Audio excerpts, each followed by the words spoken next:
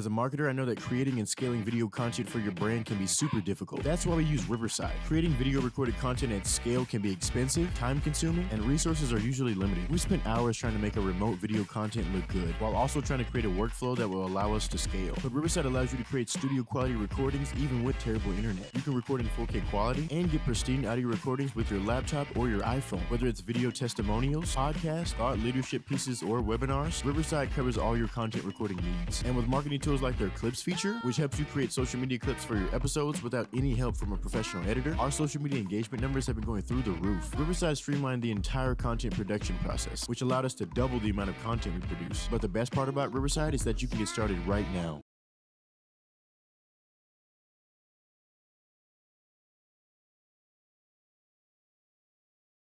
I feel like the president with this teleprompter. Hey team! No. Hi team! I'm sunny delighted to share our dazzling new company values. All right, the future is bright.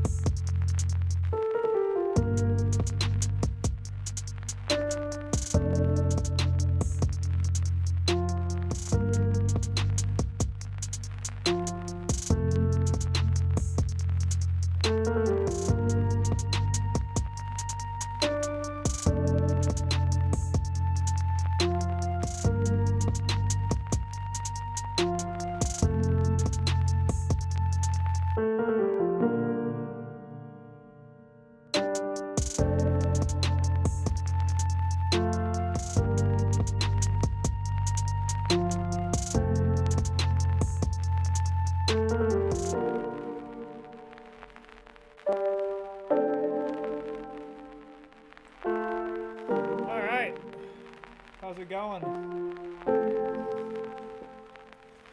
We are live.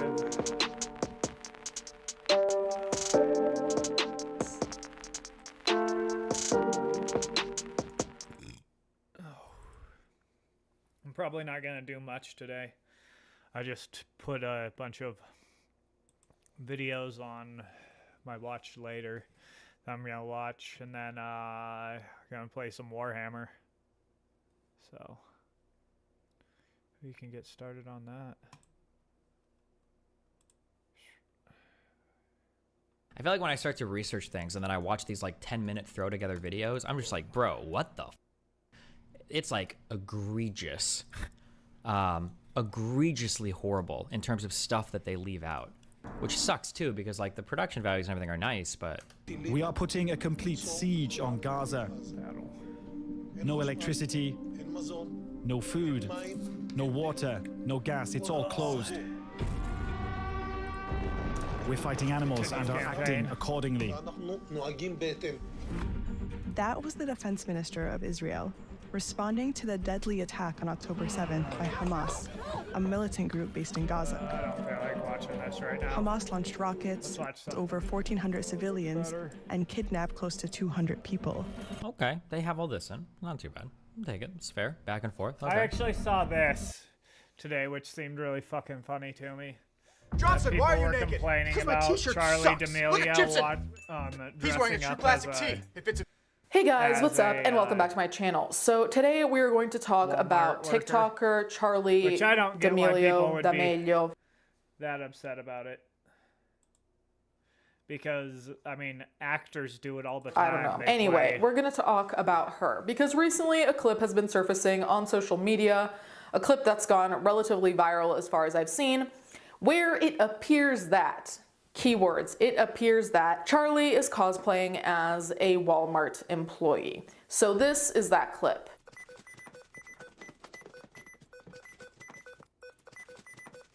Now I went to see the comments, and people in the comments are not pleased. They are not enthused. Now, I'm gonna get into why Yeah, no, I don't see anything wrong with this. Like, are we gonna get pissed at any person who plays a low-wage worker in a movie or something? Like, fuck, what's that one movie called? Oh, man. I can't think of the name of the movie. Fuck. Why can't I think of think it? that is on a broader The one where notion. he's like, but in terms of the doink, comments, people were turkey's saying, done. you know, like, I just worked a shift, like, it's not fun, this is silly. Some people were like insulted that she was cosplaying the middle class or cosplaying people she no longer relates to, people's struggling jobs in the sense of a lot of people who work at Walmart or places similar were commenting saying, you know, like, I work full time, I even take on extra shifts and I still can't afford to live basically. So they were like, what the fuck is this? Like, is it funny to you? Like, is it like just some stupid job that Yeah, it is funny. people beneath you do? The reactions were not positive, and Understandably so. If you just see that clip, you'd interpret it as them trying to be funny or relatable or something, but if anything, this is highlighting how unrelatable you are, because yeah, you're gonna pretend to be a Walmart employee for what, 15 minutes, then go back to your mansion and film the mediocre TikToks. Okay, what did we expect? Oh, and another thing, my personal thing that bothered me about this video, like aside from I think it being in poor taste to basically low-key make fun of people who are working she wasn't, just a I don't regular think job she's at the end of making the day. fun Like, of them. someone working as a cashier, I don't really see what there is to make a skit out of, right? But mostly what bothered me was the mannerisms. I thought they were over the top. What do you mean? And I'm People nitpicky make about skits stuff like out of working at a cashier register all the fucking time. There's whole ass movies about it. that, so it's not like that made me want to scream, but it was like, is it necessary to be like, is it necessary to do all that while you're fucking scanning an item at Yeah, Walmart? that kind of looks stupid, but why are people this pissed about it? Like, that doesn't make any fucking sense to me. Like, anyway, so I just thought this was a ploy for attention because I have not heard of Charlie or the sister Dixie, I believe it is, for a really long time. For a while, I felt like they were all over my YouTube, whatever. Now it's been radio silence, which I've frankly quite appreciated. However, as we all know, it's never quite that simple with the internet. So I was like, okay, what the fuck is this? Like, they knew, probably, I'm assuming, that this Walmart cosplay was not gonna end well. So what was the actual purpose? Well, I was looking at what they were scanning, and of course I was like, this has to be some kind of product Yeah, placement. it's an This ad. has to have a People fucking do ads, bro. You can't just fucking, you can't.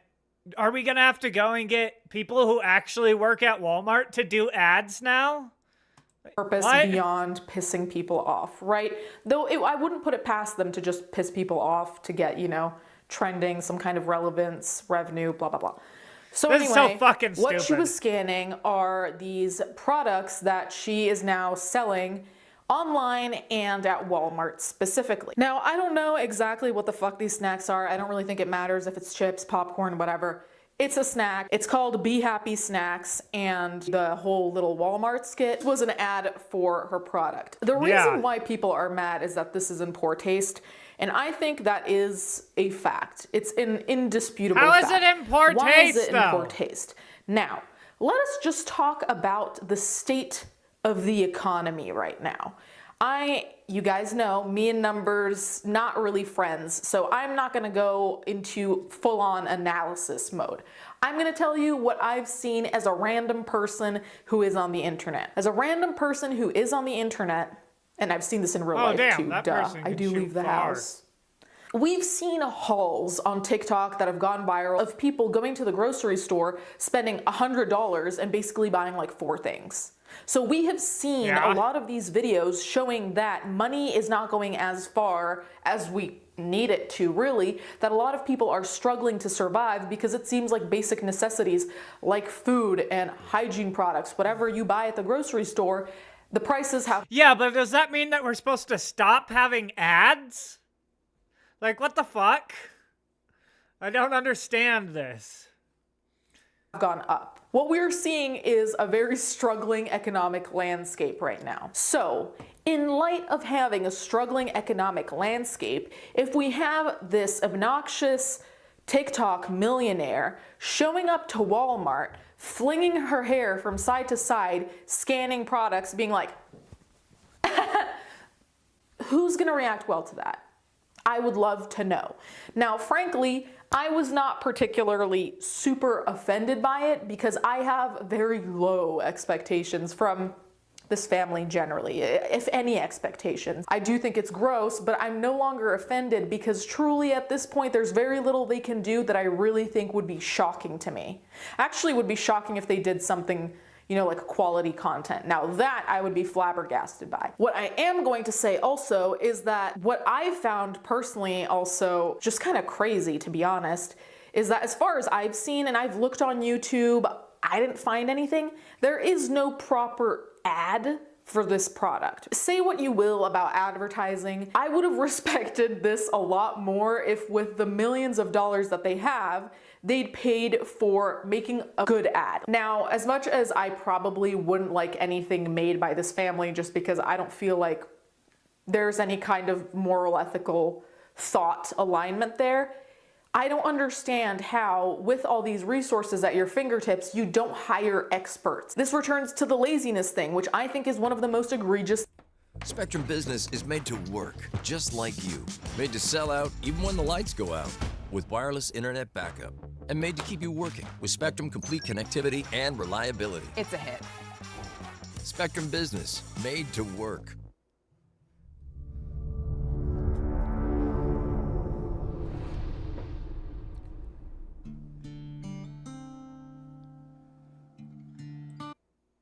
Things here when you have resources. Being lazy is a crime, okay? I'm not gonna lie, it really is. So the fact that they could have paid for something done properly, but they opted to go in this kind of rage baity TikTok fashion is kind of just really lame. Let me see what Economic landscape. If we have this obnoxious TikTok millionaire showing up to Walmart, flinging her hair from side to side, scanning products, being like, who's gonna react well to that? I would love to know. Now, frankly, I was not particularly super offended by it because I have very low expectations from this family generally, if any expectations. I do think I don't it's like gross, the family but I'm no longer either, but it's offended like, because truly this at is a this point, there's stupid very little they fucking, can this do is that a I really stupid think would story. be shocking to me. Actually, is would be so shocking dumb if they to did me. something, you know, like quality content. Now that I would be flabbergasted by. What I am going to say also no, they don't is make that good what I content, but found still. personally also just kind of crazy, to be honest, is that as far as I've seen and I've looked on YouTube, I didn't find anything. There is no proper ad for this product. Say what you will about advertising. I would have respected this a lot more if with the millions of dollars that they have, they'd paid for making a good ad. Now, as much as I probably wouldn't like anything made by this family just because I don't feel like there's any kind of moral, ethical thought. I think that the only reason why people are mad about this, honestly, is because it's the D'Amelios. I feel like if it was any other creator, they wouldn't give that much of a shit about it. And I'm not that big of a fan. I'm not a fan of the D'Amelios. I don't really like them, but I just think that this is stupid.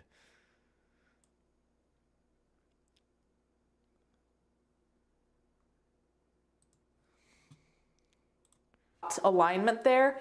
I don't understand how, with all these resources at your fingertips, you don't hire experts. This returns to the laziness thing, which I think is one of the most egregious things here. When you have resources, being lazy is a crime, okay? I'm not gonna lie, it really is. So, the fact that they could have paid for something done properly, but they opted to go in this kind of rage baity TikTok fashion is kind of just really lame. How is it honestly. rage I looked a little baity, bit though? further, and I really do think they should have spent that money on creating ads. And I almost honestly, had I'm I been confused them, on how it was I probably rage would have baity. tried Like, to do make they an ad, think and that I they don't know wanted economically the how this would work out backlash? if they'd end up losing money on this, maybe. But I would have tried maybe just making an ad for the product without showcasing that it's them, just to see. Just to see. I'd be curious to see that. Because as much as I'm sure they have some diehard stands and everything, I don't know how old these diehard stands are, and I don't know if they don't get pocket money, can they still buy your product? That's my question. When you're very disliked by a lot of people and very loved by, I'm assuming, a lot of people, I think it can go both ways, but it would have been interesting to see if this just played out like a regular snack ad without, you know, influencer endorsement. What was even the ad? Oh, it was a snack? Regardless, they also should have gotten someone to make the ads because we have moments like this, which is on the Be Happy Snacks TikTok. It's the latest video they posted as of when I'm filming. I think I'm actually gonna win this, which is surprising. I didn't think I was going to. I think... Yeah, the acting shit. Let's be honest, the acting's terrible, but why I just don't know why people are pissed. Yeah, the acting's real I feel like cringe. everyone wants me to say cotton candy, but I feel like nice spice because I'm nice, but I have an attitude sometimes. Yeah, that was cringy as fuck. But, like, something to be really mad about? No. But I know everyone else is going to say that I'm cotton candy. So this to me was particularly painful to watch. Everyone falters when they're on camera. I cut out when I say for the most part. When I have to pause, I cut that out, and that could have been cut out here as well, so there's really no excuse. This was not a live ad. What was this? What did we just watch? Because this did not convince me to buy it. First of all, the person who's buying the product doesn't fucking care about what flavor popcorn you are. Like, people are gonna say you're cotton candy. Okay, now what? Like, I'm supposed to buy it because people say you're gonna be cotton. This is so stupid. Yeah, it's shitty advertisement, but who gives a fuck? Seeing this, how do you film this and say, yes, we do not need to edit anything, we do not need professional advertising, we do not need anything but this A-class acting that will go on TikTok and that will surely make people buy the product? Because when someone says, for half an hour in like a 1 minute TikTok, that really is a way to sell products. This returns to the laziness factor, because as much as a scripted ad might have been awkward or whatever else, it would have shown a level of effort. As video podcasters, it's always so difficult to find software that does everything you need. But I found Riverside, and it's a podcast Here saying, I don't really care if it has that much effort into it. I'm not gonna buy it. I don't give a fuck. I think I'd be this and that because I'm sweet, but I'm a little bit spicy sometimes, but I know people are gonna say I'm cotton candy.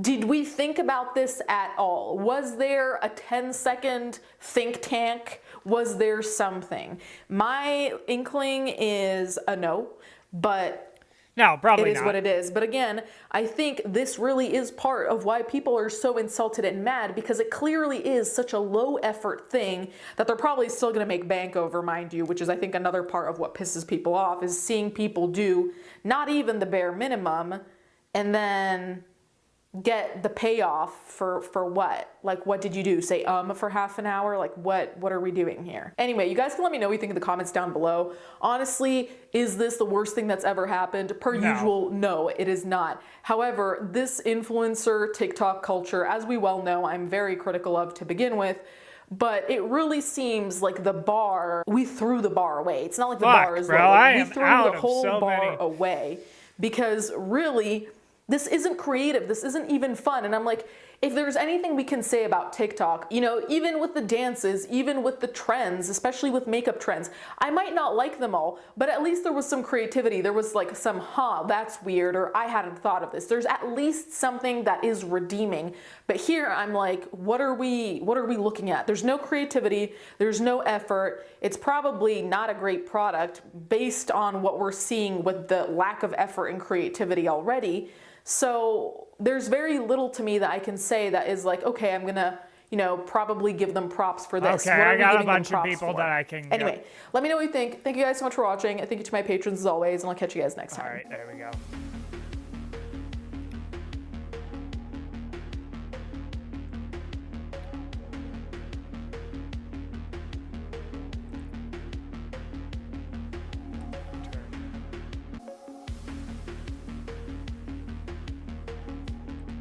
Yeah, no, honestly, I don't understand what all the upset about it is. Like, yeah, it's cringy and it's stupid, but, like, why are people pissed? I feel like it's just that they hate rich, famous people, and especially influencers, so they're just lashing out at them. I don't think that it actually has to do what they did with what they did.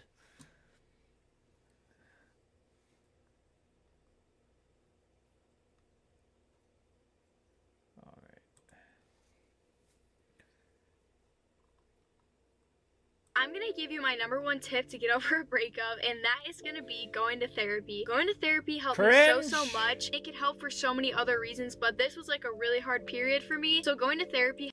Powell said what we need to do is cultivate a farm club of Supreme Court justices who are going to be stridently pro-business. The develop them and get them on the Supreme Court so we can own the court. And if we do that, we'll win everything. Where you can basically have millionaires and billionaires. All right, let's see. Let's gamble. In some cases, undisclosed. And what means come is on, come on. Americans are shut out of the process. Come on.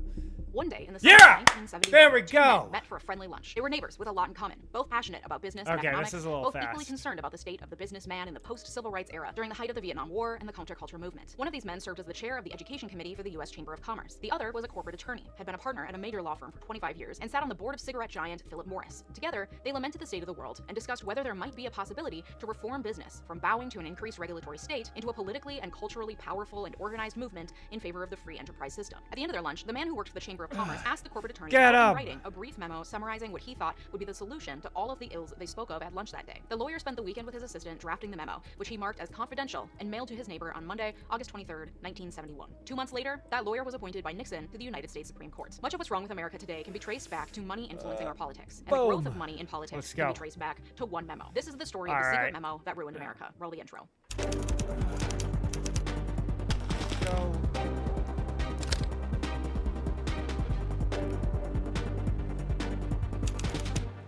Thank you to my partner on today's video, PDS Debt. We all know Holy that fuck, everything is that's costing fast. more these days, from bananas to shampoo to electronics and more. And many people are at the point where they're buying the same things they always do, but have to put some of it on credit cards. Chair of the Education Committee for the U.S. Chamber of Commerce, Eugene B. Seidner, and corporate attorney Louis F. Powell. The U.S. Chamber of Commerce, contrary to popular belief, is not a part of the U.S. government. It's a private, nonprofit business organization, the largest in the country, that represents the unified interests of U.S. businesses to the government and gives businesses the opportunity to come together to collaborate on major issues facing business owners. It's been around for over 100 years. As chair of the Chamber's Education Committee, Eugene Seidner would have been concerned with how business is represented in higher education, how students are taught about business in schools, and the relationship between businesses and education. Louis F. Powell had spent a quarter century as a partner at one of the largest law firms in Virginia, primarily working on mergers and acquisitions, railroad litigation, and representing big tobacco companies. He was a graduate of Washington and Lee University for both undergrad and law school, and then went on to get a Master of Laws degree, or an LLM, from Harvard. His LLM thesis was titled Relation Between the Virginia Court of Appeals and the States Corporation Commission, which sounds like an absolute snooze fest. But clearly, from very early on in his legal career, Powell was concerned and interested in how the law relates to business interests. He served in the U.S. Air Force as an intelligence officer during World War II and began practicing law after the end of the war. While practicing as an attorney, Powell served on the Richmond School Board from 1951 to 1961, during a time when Virginia was actively trying to defy the Brown v. Board of Education school desegregation order. In fact, Powell's firm represented one of the school districts that was involved in the Brown decision. From 1961 to 1969, he served on the Virginia State Board of Education. So you can see how he and his neighbor, Eugene Seidner, chair of the Education Committee for the U.S. Chamber of Commerce, would have a lot in common, namely the intersecting interests of business and education. Powell was also apparently very interested in cigarettes. Specifically, as a member of the board of directors for Philip Morris and as an attorney who represented various big tobacco interests, he was especially concerned with the rights of businesses, cigarette businesses particularly. He even argued once, unsuccessfully, that an equal amount of attention ought to be paid by the media to big tobacco's bogus scientific reports that claimed smoking didn't cause cancer. He said that without that fair coverage, big tobacco's First Amendment rights were being violated. At the time he argued this, though, the idea that a business has constitutionally protected First Amendment rights was asinine, to say the least. There was no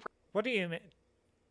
precedent for it, so he lost. This is foreshadowing. Remember this for later. Like I said, this was 1971, a time when the tides were changing for big business. Prior to the 1960s, businesses generally saw very little need to mobilize or organize as a group other than networks of trade associations. Their view of government was that it was generally the enemy, and the fewer contacts we have with government, the better. The few lobbyists that did exist on Capitol Hill were there to try to land major government contracts, not to talk to legislators about laws and bills and boring shit like that. But then the 1960s hit, and along with it, a major onslaught of new policy activism. This was in the form of civil rights groups and the resulting legislation, but also pushes for clean air and water, as well as greater consumer safety and protection. With this came regulations about environmental standards and new safety requirements. Consumers were becoming newly interested in nutrition and food safety. Rachel Carson's famous 1962 book, Silent Spring, created a wave of pushback against DDT and other harmful pesticides. The Cuyahoga River fire and Santa Barbara oil spill, both in 1969, created dramatic headlines and renewed push for greater regulations for polluting businesses. There were also new attacks on the auto industry, led by Ralph Nader and his wildly popular 1965 book, Unsafe at Any Speed, The Designed-In Dangers of the American Automobile. The book attacked the U.S. auto industry, and General Motors specifically, for disregarding safety concerns,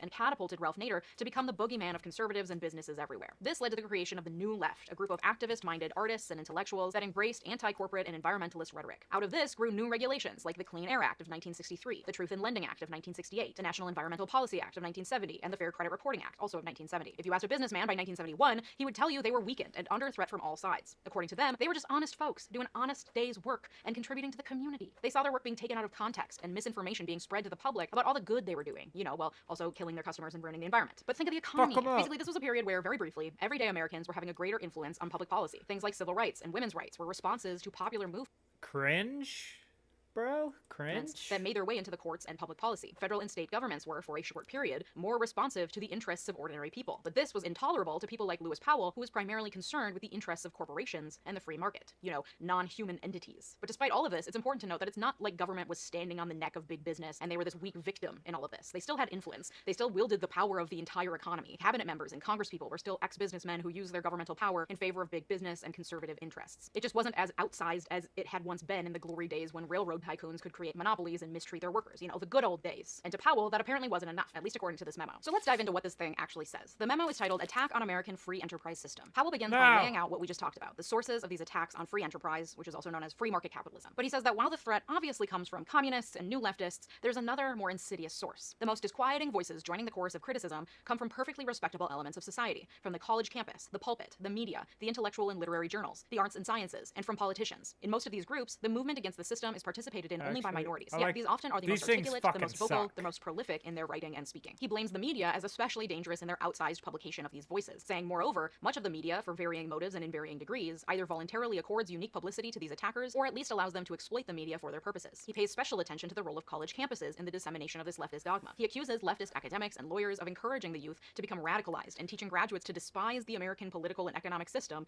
in favor of, God forbid, socialism. And as every good publication on free market capitalism must do, he quotes socialism the father of the flavor of neoliberal economics that led the U.S. to invade every socialist country we could weasel our way into in the 20th century. The quote goes, "It is crystal clear that the foundations of our free society are under wide-ranging and powerful attack, not by communists or other conspiracy, but by misguided individuals parroting one another and unwittingly serving ends they would never intentionally promote." Which is ironic given how much conservatives love to parrot Milton Friedman, but I digress. He also name-drops Ralph Nader, calling him the single most effective antagonist of American business, and blaming the media once more for giving him such a place of prominence in American politics. The media also gets it wrong, according to Powell, when they use words like tax breaks, loopholes, or tax benefits when discussing tax incentives for businesses, because that is apparently clear anti-free enterprise bias. He doesn't explain why calling a tax break is wrong. He just complains that it's mean to use that word and says this setting of the rich against the poor, of business against people, is the cheapest and most dangerous kind of politics. He doesn't elaborate, and I love how he puts rich and poor in quotes as though he's not so sure those two things actually exist or doesn't want to admit that they do. But this makes sense given that his position generally is that businesses are people. So, and after he lays out the woeful state of business in America, under attack by the media, the government, and academia, he then laments the general apathy of businesses towards this unfortunate reality, saying, "The painfully sad truth is that business often have responded, if at all, by appeasement, ineptitude, and ignoring the problem. In all fairness," he goes on, "businessmen have not been trained or equipped to conduct guerrilla warfare with those who propagandize against them. No, businessmen are simply innocent little guys. They're just innocent little guys. The traditional role of business executives has been to manage, to produce, to sell, to create jobs, to make profits, to improve the standard of living, to be community leaders, to serve on charitable and educational boards, and generally to be good citizens. You know, just innocent little guys." Then comes his call to arms of the American business establishment. He says, "The time has come, indeed it is long overdue, for the wisdom, ingenuity, and resources of American business to be marshaled against those who would destroy it." And from there he lays out his plan. It has three main parts: infiltrate colleges, infiltrate the media, and infiltrate the government. But first he says, businesses need to get organized. That's where the U.S. Chamber of Commerce, as the largest business organization, comes in. Strength lies in organization, in careful, long-range planning and implementation,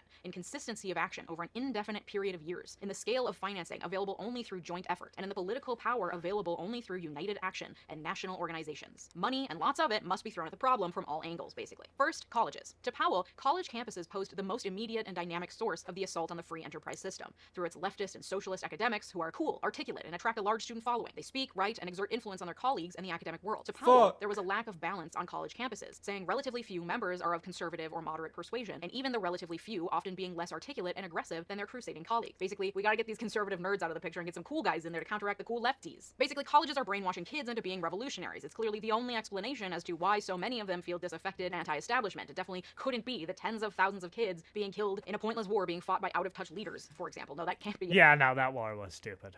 I will admit to that.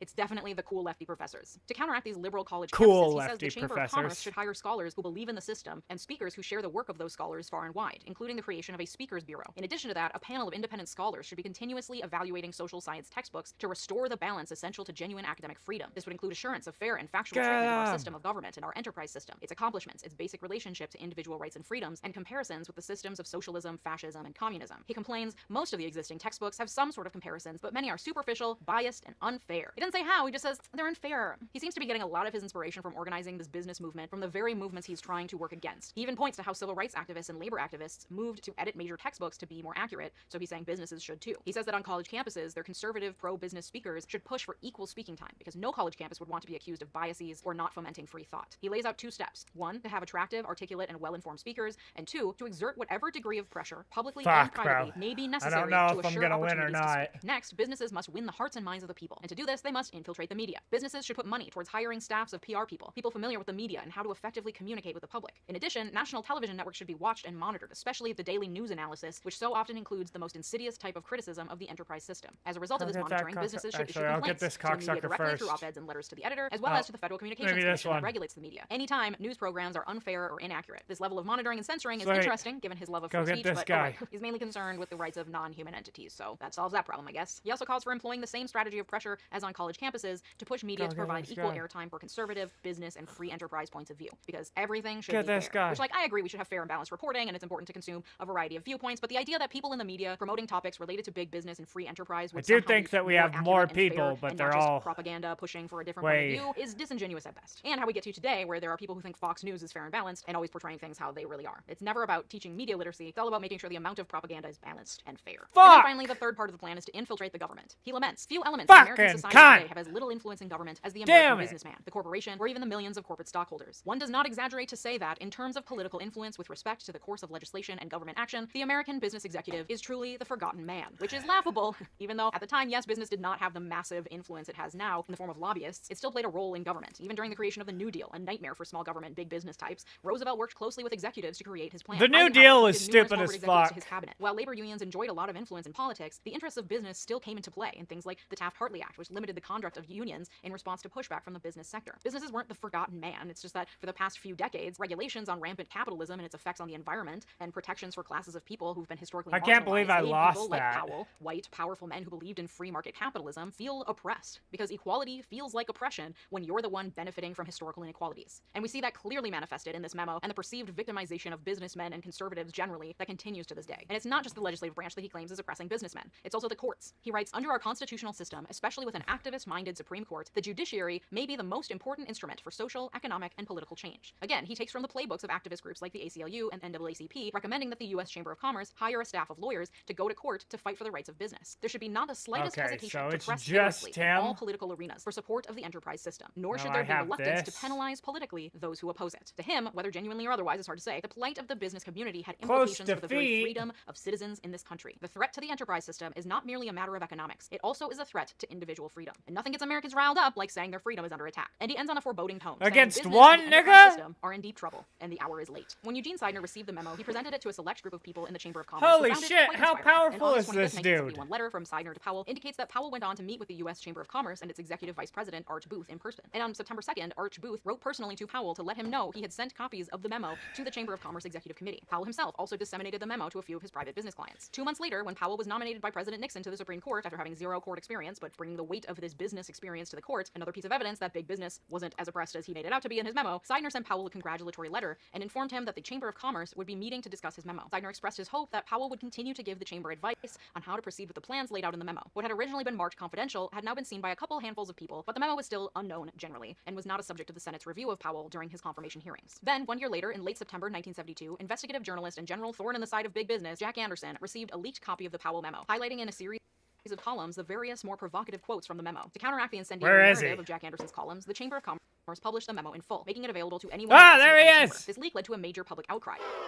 Get him! A Supreme Court justice advocating vigorously for the rights of big business in secret with the most powerful business association in the country, including using a line like, under our constitutional system, especially with an activist-minded Supreme Court, the judiciary may be the most important He better fucking die. This'll be bullshit if I lose, bro. During its confirmation hearings, it didn't look good. Seidner sent an apologetic letter to Powell on October 3rd, 1972, saying, I regret exceedingly that there was a slip-up of an unknown nature by an unidentified staff member of the United States Chamber of Commerce in the unauthorized disclosure of your now famous memorandum. Holy shit. shit. Community, however, the Powell memo was received with great interest and enthusiasm. Because it put into words the feeling that many business leaders had been having for years. Run! Because they were all also powerful white men who believed in a free market economy, so the recent regulations and social upheavals towards greater equality Until meant they that they get were there. feeling particularly oppressed, but they didn't know what to do about it until now. For years after the leak of the memo, Powell received to his Supreme Get Court him. chambers letters from business people and academics praising him for his work and asking for his advice on their personal business matters or to meet with him to discuss the contents of the memo. At least according to the records available in the collection of Powell's documents that is digitized for posterity on the Washington and Lee University website, which of course is curated and incomplete, Powell Wow. consistently turned down invitations to discuss the memo, acknowledging the conflict of interest and partiality it could convey to the public, especially given the fact that the court heard numerous cases and received numerous briefings from and relating to the business community. He did, however, respond How is favorably he when that would receive letters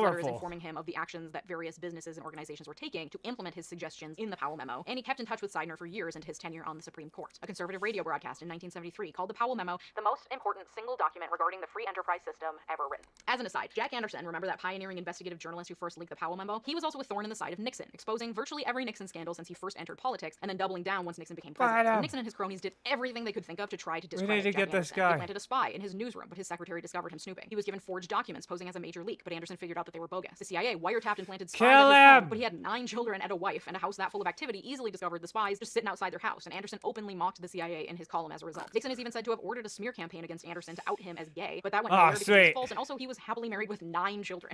Then in March 1972, White House Special Counsel Charles Colson met with Nixon in his secret hideaway office. Afterwards, Colson contacted White House operatives E. Howard Hunt and G. Gordon Liddy and proposed to assassinate Anderson. According to official testimony after the fact, Colson told Hunt that he was authorized to do whatever was necessary to eliminate Anderson. The group brainstormed various means of assassination, from untraceable poison to a high dose of LSD while driving, administered by slathering his steering wheel with a thin layer of it so it would absorb into his hands, to planting poisoned aspirin in his home. Wait, what?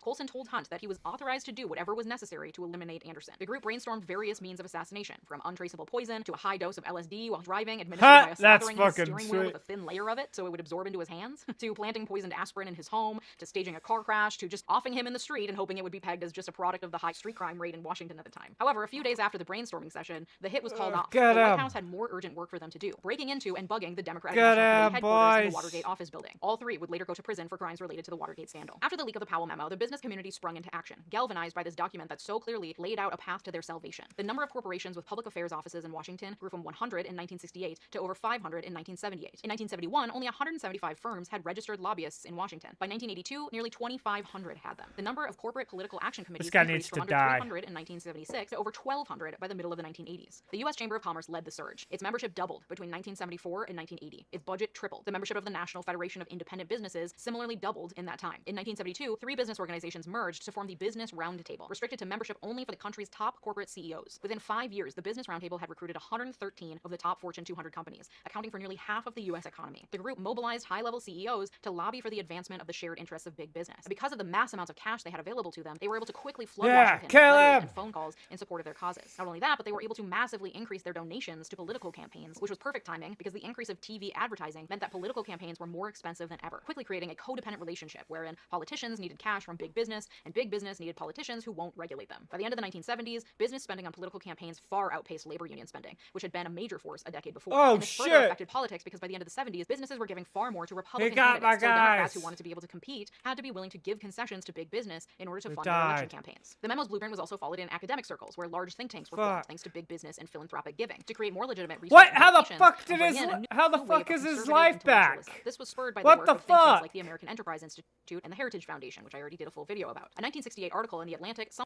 it up well, concluding that conservative think tanks created an intellectual competitor for the university system, which is good, and rendered it dependent on not offending corporate patrons, which is bad. Koch Industries and the Koch brothers have led the way in philanthropic and corporate giving that follows the blueprint of the Powell Memo closely. In fact, in a speech Charles Koch gave to the Institute for Human Studies, he said the Powell Memo didn't go far enough. He said Powell was wrong in assuming most businesses believe in free enterprise, because to Charles Koch, equal opportunity laws and wage rules and health and safety laws were inherently anti-capitalist and anti-free market. So clearly, the business community wasn't actually committed to free enterprise because it went along with pesky regulations like workplace hazard rules and, minimum wage. For his part, Powell went on to serve on the United States Supreme Court until his retirement in 1987. He actually cast one of the deciding votes in favor of legalizing abortion in Roe v. Wade in 1973. He said that he was inspired to be in favor of abortion after having a colleague whose partner bled to death after they attempted an at-home abortion. Another class. Yeah, just because. classic case of a conservative exhibiting empathy only because of something that personally happened to them. Also a great example of why we should never ever fool ourselves that judges and Supreme Court justices act as some disconnected, pure, unbiased arbiters of the law. His decision was based on a personal experience, which he was then able to employ when providing his interpretation of what the law says. His decision was not based purely on the law, and they never are, because judges are humans, it turns out. And the more we lie to ourselves that they are impartial arbiters of the law, the more power we give the ones who make terrible, awful decisions. Because then came First National Bank of Boston versus Bellotti in 1978, a little-known case that shifted the direction of First Amendment law by declaring that corporate spending on our elections should be protected with the same vigor as individual political speech. Judge Rehnquist, who was appointed to the Supreme Court at the same time as Powell, would later criticize Powell for misrepresenting the cases and precedent he relied upon in his opinion to try to claim free speech rights for corporations. Because until the Bellotti case, it was generally recognized that corporations were artificial persons under the law. They could have property rights, but they didn't have liberty the same way that an actual human does, including freedom of speech. But Powell distorted the legal history. I do think that corporations should have freedom of speech. That's just stupid if they don't.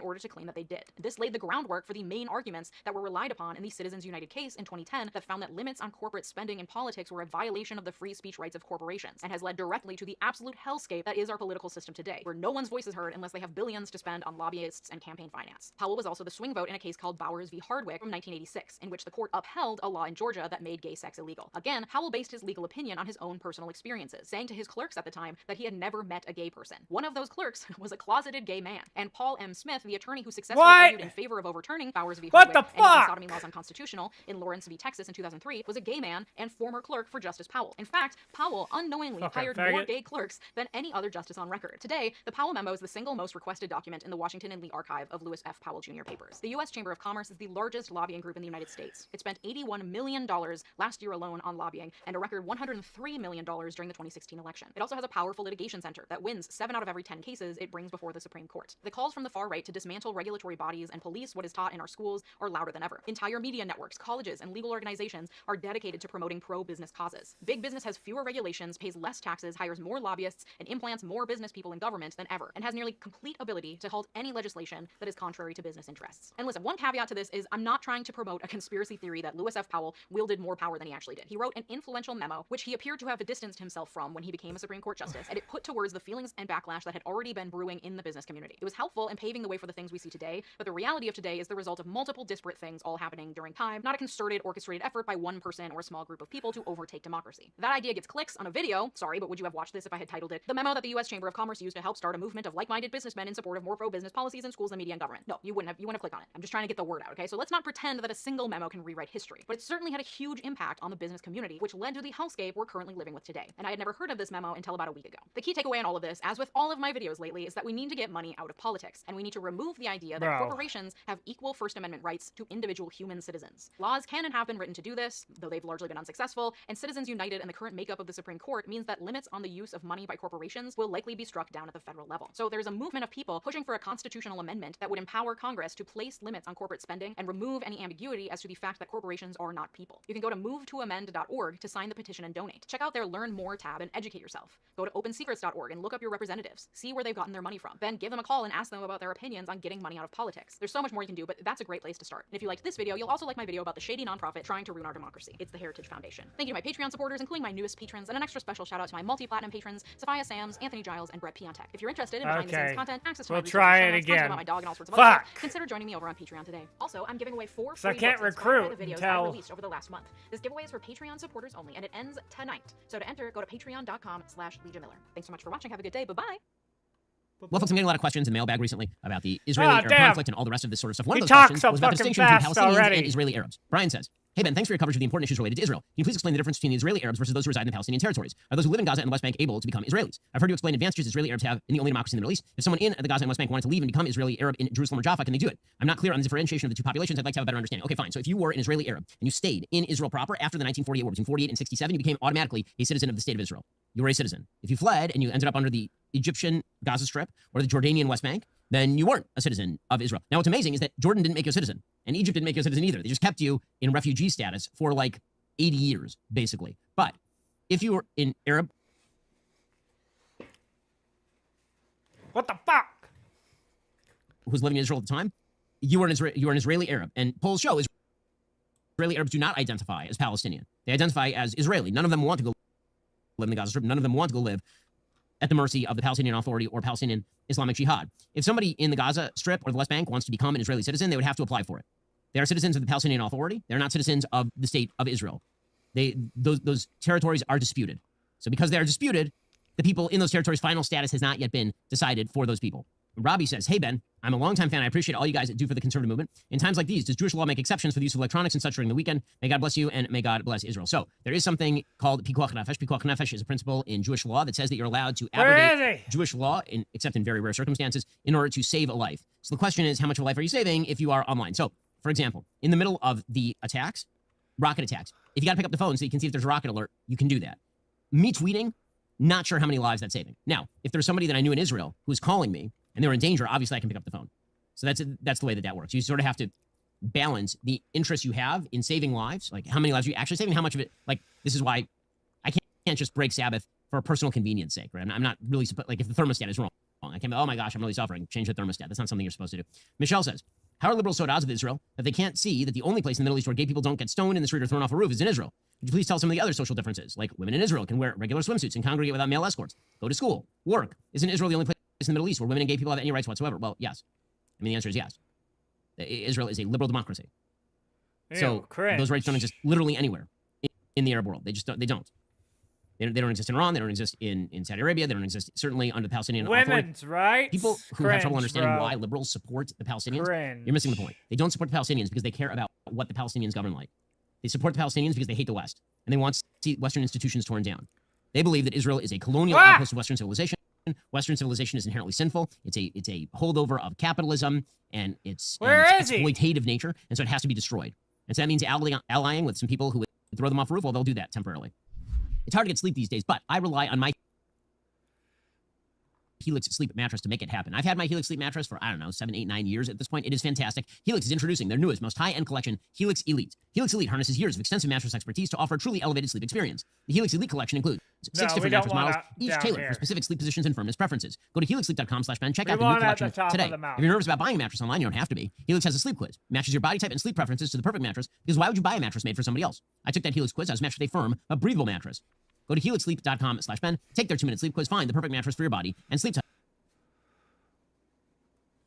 Your mattress is going to come right to your door, shipped for free. Plus, Helix has a 10-year warranty. You can try it out for 100 nights risk-free. They'll even pick it up for you if you don't love it, but you're going to. Helix has over 12,000 5-star reviews. Helix is offering 20% off all mattress orders plus 2 free pillows for my listeners. Go to helixsleep.com. If he doesn't come and fight go to forever, do I just win? /Ben. With Helix, better sleep starts right now. You need life insurance. It's a dangerous world out there, not just because of everything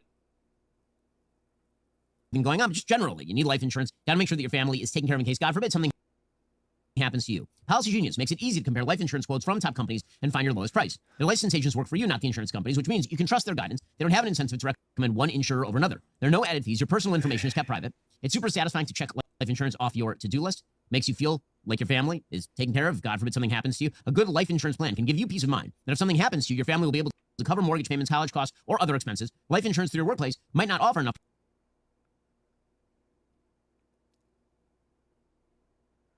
Shapiro. Jacob says, hey, Ben, for the past few years, I've taken your advice and listened semi-regularly to Pod Save America to keep up with conventional leftist opinion on what's going on. This past week, they repeatedly referenced Pod Save the World as their deep dive into the terrorist attacks in Israel. I gave them a listen. The theme of the 2 episodes was blaming Israeli politics and intelligence. They referred to the terrorists as fighters, taking a cue from the New York Times, and seemed to talk about it in a much more glossed over way than I expected. They mentioned the attacks were horrific, but it seemed very muted. Curious if you caught any of their coverage. I did not keep any of their coverage, but I would not trust their coverage on this sort of stuff. I think that generally they're wrong. I think here they are particularly wrong. They have a vested stake in the nonsense garbage they promoted when they were all members of the Obama administration. That includes van driver Tommy Vietor, as well as Ben Rhodes, unemployable, bad novelist who used to live in Brooklyn before he was elevated to Deputy National Security Advisor, where he continues to write fiction, just masquerading as nonfiction. Justin says, hey, Ben, I've been hearing stories of Israeli soldiers quickly marrying in light of the pending war with Hamas. Deuteronomy chapter 20 allowed Israelite fighting men to take leave in certain situations, including when they were betrothed but not yet married. Does Israel practice similar allowances today? Thanks for speaking the truth about the evil of Hamas and the false equivocations being made in the West. So that's it. So it's optional, right? So there's an option that's given in the book of Devarim, where it specifically says that if there's a person who has gotten engaged to a woman and has not yet gotten married, so in ancient Israel, the way that it works is that betrothal and marriage were 2 separate ceremonies, and there was a delay between them. So go home, and you weren't supposed to sleep together, obviously. So go home, be with your wife for a bit before you go into battle. That was an option. And that has not been the option in the Israeli army. Again, especially not when you're involved in what would be called in Hebrew milchemet mitzvah, which is a commanded war. And there's no greater case of a commanded war than a self-defense war like is currently being fought against Hamas.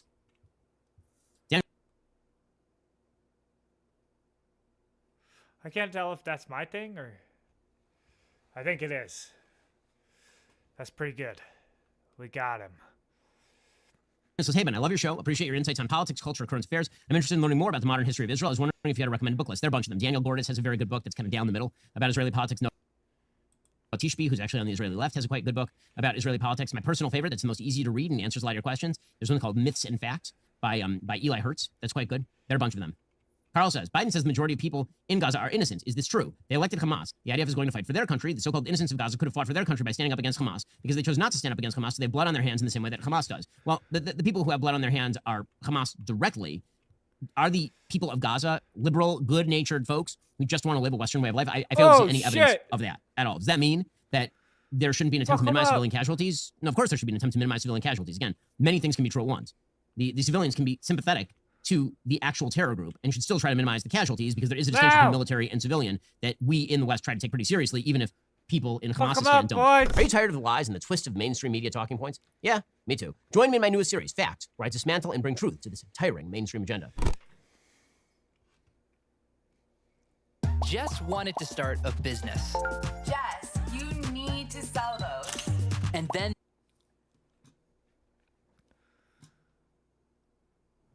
Hi, my name is Paddy Hirsch. I'm a senior editor at Marketplace. Today I want to talk about government debt. A lot of people have been asking questions about how government debt is issued, because the government's been obviously borrowing a lot of money from the marketplace using treasury bills, treasury bonds, treasury notes. People are kind of confused about the differences. All right, maybe I'll be able to use another one. Quick. So here we go. We've got bonds, we've got notes, and we've got bills. Okay, and these are all types of security that are issued by good old Uncle Sam. There he is. This is his beard. There's a big smile on his face. And Uncle Sam is going out and he needs money. Okay, say he needs $30 billion. Okay, so he's going to use all three of these types of securities to get it. So what does he do? He issues $10 billion in 30-year bonds that are priced at, say, let's say 2%. Okay, $10 billion in 7-year notes that are priced at, say, 3.5%. And $10 billion in 6-month bills.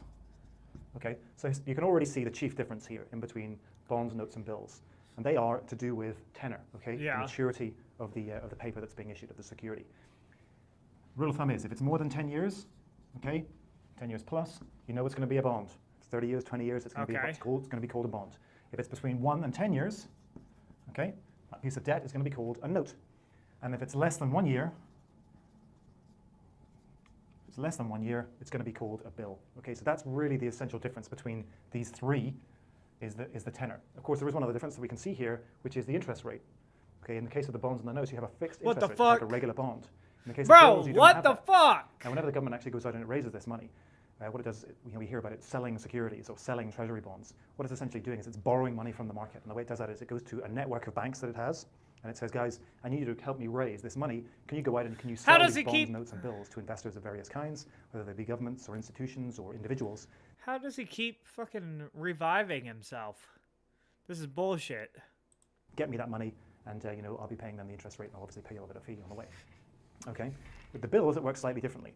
Say I want to buy $100 million of this issue of bills. What I do is I go to one of these banks, and he gives me this piece of paper. It says for $100 million, it's a bill to be paid back in 6 months' time. Okay? I think I lost. $100 million. But instead of selling it to me at its face value of $100 million, what it does is it sells it to me at a discount. And depending on how big the discount is, that's how much money I make. So say it sells at a discount of 98 cents on the dollar, or 98%. So at 98%, I pay $98 million. Okay, that's my money that I pay to Uncle Sam. Okay, 6 months later, I return this bill to Uncle Sam, and in return, Uncle Sam gives me $100 million. So I've made a very tasty $2 million on the side there. So that's my net, is $2 million. That's how much money I make. And that's kind of where the interest rate comes in. That's the upside of investing in these bills. Okay, so who's buying these bonds, notes, and bills? Well, as I said, it's all sorts of people. Everybody from the Japanese government right down to, well, me. I mean, I can buy treasury bonds if I want to. And why would I want to? Well, there are a number of reasons. The first reason is because I think it's safe. Okay, say I'm an investor and I look at the market, and I'm looking at the market now, and I think things are a little bit dodgy. I think to myself, I don't want to invest in the market right. It seems too dangerous. But rather than sitting on the cash, which isn't going to earn me any money at all, or putting it in a bank, which is going to earn me a fraction of money, maybe I should invest in one of these securities. Then I maybe get 2% a year, so there's a little bit of money, a little bit of a hedge against inflation there, but you know, it means that it means my money is essentially safe, or I believe that my money is safe. The second reason is it's very, very liquid. So if I'm a big pension fund and I say I've invested $100 million, or I've got $100 million to invest, I want to put it somewhere that it's going to be earning money, but I can get it back really, really quickly. I could do that with a money market account, I could do that with a bank, but I could also do it with a treasury bond, because the treasury securities are extremely liquid. There's a big market in them all the time because everybody's buying them, because everybody believes that the US government is secure, and a lot of people are interested in holding this stuff. So it's really easy to trade in and out of. So if I've got my note for $100 million, I can sell it into the market and get my $100 million back really, really quickly. So that's the advantage of doing that. But of course, a couple of words that I've been using, a lot of language I've been using, illustrates the difficulty here, because it's kind of it illustrates the hedging that I've been doing. Because I've been saying almost, pretty much, almost certainly. We're almost certain that the US economy is going to be safe over a 30-year period. We're almost certain that the market in these securities is so liquid, I'm going to be able to get my money back really, really quickly. Is that almost is the thing that worries some people, and those are the kind of people that invest in solid commodities like gold, because they think that they worry that the entire economy could collapse and they'd be left holding nothing but bits of worthless paper. Okay, so that almost is the thing, because obviously if you're holding $100 million in 30-year government debt, and then the US economy, God forbid, does collapse in 20 years, well, it's going to leave you holding a valueless piece of paper, and frankly, very badly, needing a drink. Oh, sweet. Government bonds are popular investments because of their safety. However, not all government bonds are the same. In this video, we'll talk about two types, Treasury and agency bonds. You'll learn how they're similar and how they're different. We'll also discuss some benefits and risks that come with bonds. Let's start with Treasuries. The U.S. Treasury was first established by Congress in 1789. The Treasury performs a number of duties, but in a nutshell, the Treasury's job is to raise money for government expenses and pay the nation's bills. The Treasury typically raises money in one of two ways, through taxes and by issuing bonds to investors. In the investing world, bonds issued by the U.S. Treasury are typically referred to as Treasuries. Treasuries are one of the most common fixed income investments and might play an important role in your own portfolio. Let's start with the basics. Treasuries are a loan investment, which means investors loan money to the U.S. government for a set period of time in exchange for a defined rate of return, known as a yield. The length of time of the loan investment is known as the maturity. Once an investor purchases a Treasury bond, the investor receives regularly scheduled payments until the bond matures. Mike from PA talking about Ethan. He basically does emotional blackmail. The level of Sympathy for Ethan of H3 has led us to your videos. We were also disappointed at the pause on leftovers, as we wish to see a continued oppositional examination of the Gaza and Israeli conflict. Yeah, that's hard for Ethan. If you were a fan base, here's what I will say, okay? Oh, and I can say this, I'm a content creator. If you're a fan of Ethan, if they have an email thing, or if they've got like Twitter DMs open, like sending a message and saying like, hey, I understand that like it's really rough to talk about this and a lot of people shitting you, but like I appreciate your perspective, or even if like I'm pro-Palestine or whatever, but like I understand where you're coming from, I know this much probably means a lot to them right now, because I'm sure that they're like super mindful. This is probably some of the, if I had to guess in the history of H3, this is probably the most amount of public hate I think they've ever gotten. Do you think, have they ever, I'm trying to think, has Ethan ever been on this unpopular of a side of like woke scolds before or anything like that? Has he? I followed their stuff for like quite a while. I mean, maybe at the beginning of his I'm trying to think. career. I know he's been in like some controversial stuff before, but like of this, I don't think so.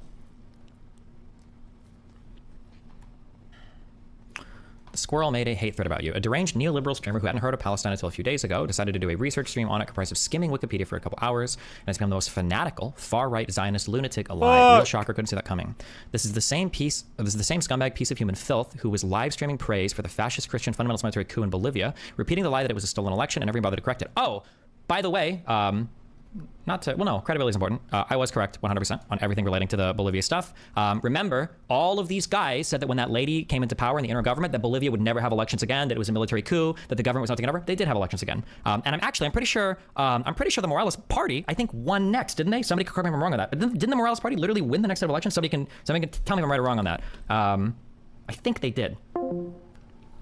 They did win again, yes. And guess what? No military stopped them. Nobody. So these guys were it's funny that she brings this up, but they were 1,000,000% wrong on that. That it was a CIA-backed government coup that was going to prevent socialist parties from everything. They were completely wrong about that. But okay. No evidence of fraud in Morales' poll victory. Says U.S. researchers, a bitter election, accusations of fraud, and now second thoughts, breaking exit polls for the Bolivia movement. By the way, the issues weren't that there were evidence of fraud. The issue was that votes have confirmed to have been routed through servers that were controlled, I believe, by the Morales Party that had no third-party auditing. That was the issue that people have. And I'm almost positive that that was 100% true. There wasn't evidence of fraud, but it was like impossible to verify. That was the issue that people had. So this is also like not a very accurate. Also, people's issue, I believe, with Evo is I think it was in Bolivia where he got the Supreme Court to change the term limits for the president as well, right? From 2 terms to 4 or something more. Yeah, but she's leaving out like everything. I don't know. Or the score person might not know anything about Bolivia. I have no idea. But yeah, this person, I don't know if they have any idea what they're talking about. But okay. Notice, by the way, that the scumbag piece of garbage Gusano, nice racial slur, suddenly stopped believing in Amnesty International, Human Rights Watch, and B'Tselem Salem on Israel and Israel alone. On every other country that the U.S. considers an official enemy, they're 100% accurate. When have I ever said I don't believe Amnesty International, Human Rights Watch, and B'Tselem Salem? I got this guy back. B'Tselem. These are really big organizations. Like the UN and Amnesty International, they probably say things I agree with and they probably say things I disagree with. But like articles that are written on these websites are a lot different than them vetting or verifying, like dead people or doing investigations or whatever. Like these are I'm pretty sure these are really huge orgs. Amnesty International is a global movement of more than 10 million people in 150 countries who campaign, nice, 2 campaigns, for a world where human rights are enjoyed by all. Amnesty had pretty controversial opinions regarding Ukraine. Oh, okay, I don't even know. Why do you think the squirrel person hates you so much? Oh, they're just a super tanky shell, a super anti-American shell, and they hate me because they called me a fascist. I think they used to be a big fan of mine when I was on my debating Nazi arc, and then when I started debating lefties, they lost their fucking mind. I wish Destiny would let out his biases. If he has, and I missed them, then all good, but he talks as if he has none, but some topics he approaches with some initial biases from my observation. I'm pretty sure I just tell you. Don't I tell you when I have like, oh, this is what I think about this so far? I'm pretty sure I've stated that almost everything. Like there's very few topics that I know absolutely nothing about, right? So I'm probably going into almost everything with somewhat of a bias. I'm pretty sure for the Israel-Palestine thing, I went in with a slight... I feel like I've had a Palestinian bias, but as I've read more and more over time, I start to lean a little bit more Israel. Now that I've done way more history reading, now I'm trying to really lean towards Israel. But again, that might change by the time we finish. We'll see. Okay. What is this? This was posted in the H3 subreddit. I know that Destiny and Hasanabi heads don't overlap because it's something that happened around or before 2018. I'm actually a long time viewer of both Hasan and H3, and I'm not really sure what happened. Just that it spawned the what a liar dude, what a Weasley little liar meme. I'm honestly in full support of pausing leftovers literally because Destiny's YouTube page is just filled to the brim of shitting on both Hasan and Ethan. I don't understand if you find... What? I mean, they shit on him all the time too. So. And I understand if you find that takes problematic, but the manner in which Destiny does all of that is so gross, I guess. Clips of him show up on my Insta feed all the time, and he seems to have reasonable takes most of the time. I just hate that Leftovers alone is supplying ammunition to that guy. The Venn diagram comparing leftists who hate Hasan and Ethan and Destiny fans is a circle. Bro, okay. Fuck off. Mike from PA talking about Ethan. He put it well, in my opinion. He puts himself... Let's see. He makes himself the victim, repeating IDF, propaganda / talking points. No sympathy or empathy for Palestinian people, and then something about capitalism, big donors, corporations, USA, something maybe? Okay, these are my 4 bingo points. Let's see if we hit any of these. Let's try. Oh, open air prison? Maybe, yeah. He puts himself in this, he basically does emotional blackmail, where he gets super emotive and out of his control, and we're all supposed to show empathy for him. He makes himself the victim? While literally thousands of people are being bombed and killed. No sympathy or empathy for Palestinian people? It's like the level of narcissism I think that's close that we're enough. also supposed to tolerate is mind-boggling. Here's his IG story. I apologize for caring about Israel and Jewish people. I lived in Israel for 5 years. My wife is Israeli. My kids, my wife's entire family. Of course, I have bias, as nearly everyone I love is affected by this. If you are incapable of understanding that, if this post enrages you, then I'm afraid you're nothing more than an unwitting conduit of Hamas propaganda, an organization whose stated goal is to kill me and my entire family. All right, couple things here. First, let me just say this. Nobody, as far as I'm aware, is saying that we support the killing of civilians randomly. Well, he's playing a weird game there. Your team literally has said that, unless you're going to make the argument that Israel people, settlers, aren't civilians, but okay. At least not in my community, not in Hassan's community. Maybe some randos typed some shit in a Discord But that is not a representative of what the is community. fermented sugar cane? What the fuck does that even mean? Shit. Second of all, I understand that you may have family that were affected, and that's very traumatizing. That should enable you to be even more empathetic to the civilian lives that are being lost. No sympathy or empathy for Palestinian people. In Gaza, and the cycle of violence. Can you use your brain for 5 seconds to go, perhaps genocidally bombing a people, cutting them off from all economic activity, giving them no hope for peace, denying them a state, blockading them for over a decade and a half, spreading violent settlers, preventing Palestinians from developing themselves economically. All of that might, I don't know, be a background that enables groups like Hamas to recruit. If you want to defeat Hamas, show Hamas how engagement and peace is better. Nobody wants to die. Nobody wants to risk their families' lives. We want to live high quality, comfortable, happy lives with our loved ones and our friends. Oh, damn. That's what people want. You don't give them that opportunity, and then you're surprised when they lash out. Who is even arguing again? I have no idea. Apparently Ethan is like solely responsible for maintaining the blockade. Ethan and Gila. These are like abusive clips. It's sad to watch, but That's fine. I think that's fine. So if a guy pays for my cab, I think I'm getting your attention. What? Like a vampire touching holy water. can I help you? I think they want to go in. Okay. That guy's autistic as fuck. my god. You don't pronounce the H in Gila? Is it Ela?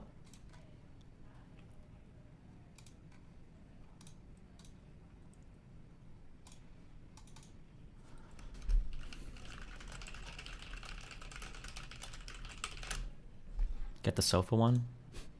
Stop. How the fuck does Minecraft have 8,000 stops? I think he's just got a few like mega Oilers in that community. God damn it. Don't make me do this. Oh, this guy over here, this Lucid Fox guy, is also an insane tanky as well. So Nicole here, who Mike was dating at the time, she's like an alpha giga type A mega person, okay? Who I like. I think that's funny. But Mike is a little bit more the type B passive personality, so she'd been basically bullying the him like all day. And he was like so triggered that he takes it out the only way he knows how. Well, no. Just I always hit, I touched the hard, the granite a little. Yeah. That Fuck. just feels good. Yeah. Just feels good. What did you just do? Nothing. Why is this couch now moved? Did you just hit the couch? No, you just move the couch back. I just nudged it. Oh shit, they're here. Just hit. Nothing. Yeah. That just feels good. Oh my god. Yeah. Just feels good. What did you just do? Nothing. I'm confused with what I hate happened this there. so much. Oh my god.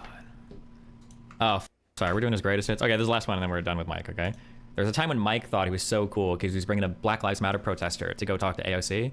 And he figured the guy must be like progressive because he's black, right? All black people are progressive. But what Mike actually did was he set up AOC with a Project Veritas journalist. And he didn't even realize that's what he was doing.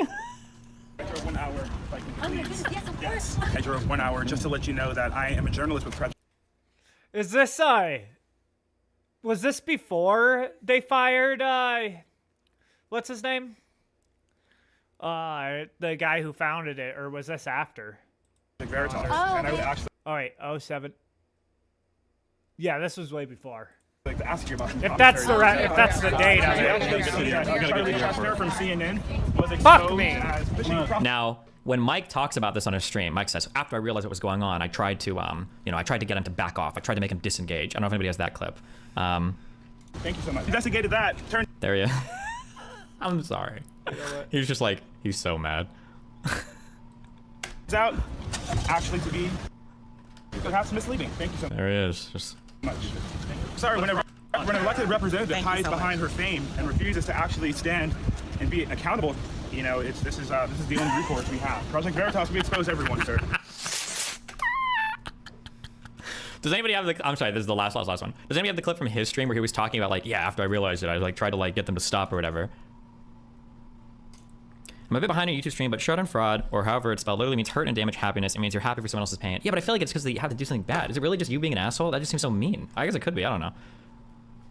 Like, I feel like it has to be like a bad person. Like, let's say that you had like this saint, like your mom was like doing some really nice thing. She goes to like clean the washing machine and it like sparks and like strikes her and she gets hurt and you like start laughing at your mom. Would that be Schadenfreude? That just seems so horrible. Yes, as a German, you're literally correct, more correct than the people laughing at your mom. Good! Fuck you. Like, I feel like Schadenfreude is supposed to be like, a guy says something about how like, what would be an example? I don't eat poor people food. I don't eat McDonald's. Fuck you. And then they go to some high-end restaurant and they get food poisoning. That would be like Schadenfreude, I thought. That'd be funny. When you're like, yeah, fuck you. Yeah, you like take pleasure in his misfortune. Because that would be mine. Schadenfreude, whatever the f. That's called irony? I don't believe that's called irony. Well, would that be ironic? Actually, that might be ironic in that particular circumstance. Man, this memory lane trip reminds me of the good times of League. Shut up! I need to put another video on because I don't want to miss I don't want to miss this. Staff and security swoop in as AOC flees. When questioned from Project Veritas Journal, see if you see anything in this. I noticed you didn't say anything about that, but you said never. It's just that clip we watched. Okay. Might as well finish the hype train I started had right DSA gas and had left. We can't just watch mic clips all day. You know, we could just watch mic clips all day. Because there's a lot of people when I play these, they're like, oh my god, like you've never seen them before. And these are memories that need to be passed on. It's called oral tradition, okay? We need to pass these memories on from generation to generation. You can't forget about it, okay? It has to live in our hearts and minds. Oh shit, I closed the Jimmy Dore thing, Max. Where were we? Oh, how far away were we? I know, my shirt was looking that great in that shot.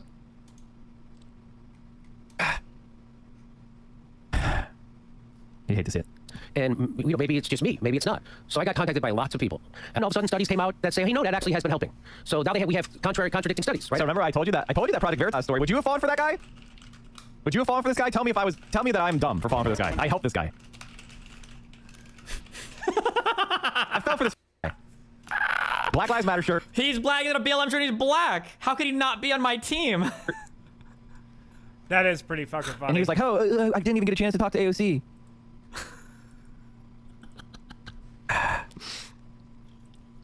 Motherfucker. He just seemed like a normal young guy, you know? And then I was super mad. And I called him a scumbag. They edited it out. They edited it out, me calling him a scumbag. It was a Newsweek. I wasn't making it. I didn't pull out some crazy thing. It's established mainstream news thing. I'm pretty sure it was Newsweek. And I tweeted out, and I said, hey, can we stop politicizing medical science? Can we get back to just doing medical science again and asking questions? How much damage did Trump do? Scene is not FDA approved. All right, hold on, give me a second. Oh my god, fuck. It was so bad. Even Hassan. It doesn't matter. It doesn't matter. I just don't want to fucking wear a mask at the gym, dude. It's death, okay? Mask at the gym, worst thing that's ever happened to mankind. And we shifted to a reality where chatters don't blame me for Project Veritas. It was a funny story and they botched it. I didn't introduce them to AOC fucking chat. Nope, don't believe it. We shifted into that reality already. Mike from PA, I can't believe you fucking introduced AOC to the Project Veritas guy. I love that video, dude. Mike from PA in the background going... That is funny as fuck. It's such a beautiful video. Do you know why I have a check mark on Twitch? Because I owned someone on this debate. Now, I wasn't trying to own. I wasn't trying to win a debate. I was just trying to educate and inform, and we had a reasonable discussion. Okay, we won't watch all this. Basically, me and Mike had huge disagreements over Bernie Sanders' popularity. I thought Bernie Sanders' popularity was largely fictitious because it was buoyed by young people and like very white demographics in certain states, and it wouldn't carry through to like other states, and because Bernie couldn't seem to hit over a certain popularity in the party. Mike from PA told me that obviously every person in the United States loves progressive politics, and as soon as they hear about Bernie, they love him, blah, blah, blah. I think somebody asked me on a show if I had to guess, this was pretty early on, and even though my guess might seem really good here, I'm really guessing with very limited information. I shouldn't get any credit for my guess because I was really just guessing based on what seemed most likely at the time, but it's not like, I'm not like a god or anything, but like this is just funny. Who I want or who's gonna win? This guy asked me, Nim, another Twitch streamer, he's like, who do you think is gonna win the presidential primaries for the Democrats? Who I want or who's gonna win? Who you think is gonna win? Oh, fuck. I think Biden. John pointed to you, how do you have to pick one? Who I want or who's gonna win? Who do you think? What an idiot! Fuck. What an idiot! What a stupid f***. What a moron! What a dipshit! Good one! Hey, and you can't say he wasn't informed, because 2 months ago I told him for 3 hours why Bernie was gonna beat Biden. So it's not like he hadn't heard the arguments, he just has bad judgment. One more time, for the people in the back. I don't know who this guy is, but... I think Biden. Then I should be. Does anyone... Do you remember when he was hate watching one of your videos, you made it private, and we tricked him into refreshing the page by telling him someone added subtitles? Oh yeah. God. Stop linking me mic videos, guys. Why are we doing this?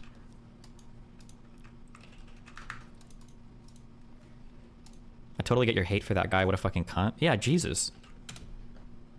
Yeah, this is what I mean about like the cuckoldry of fake, ambivalent, centrist moderation, where you will, so like, again, it's like 0 days in. Wow, your conclusions are so hasty. They ended up being wrong 1 day in. My conclusions now have been arrived at following the full summation of the evidence at hand 2 days in. Well, actually, my conclusions are the real. Bro, just admit that you should adjust your beliefs in accordance with the evidence, and the evidence is ever shifting. Like, just be honest with the information you have at the whatever. Okay, yeah.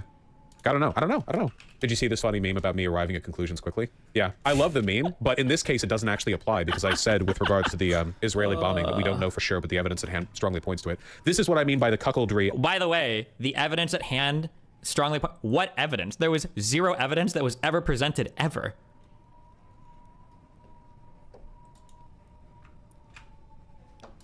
Of fake moderation and centrism, which is something I'd use to describe both this meme and the community it's from. It's irrational. Oh, he's talking about my community.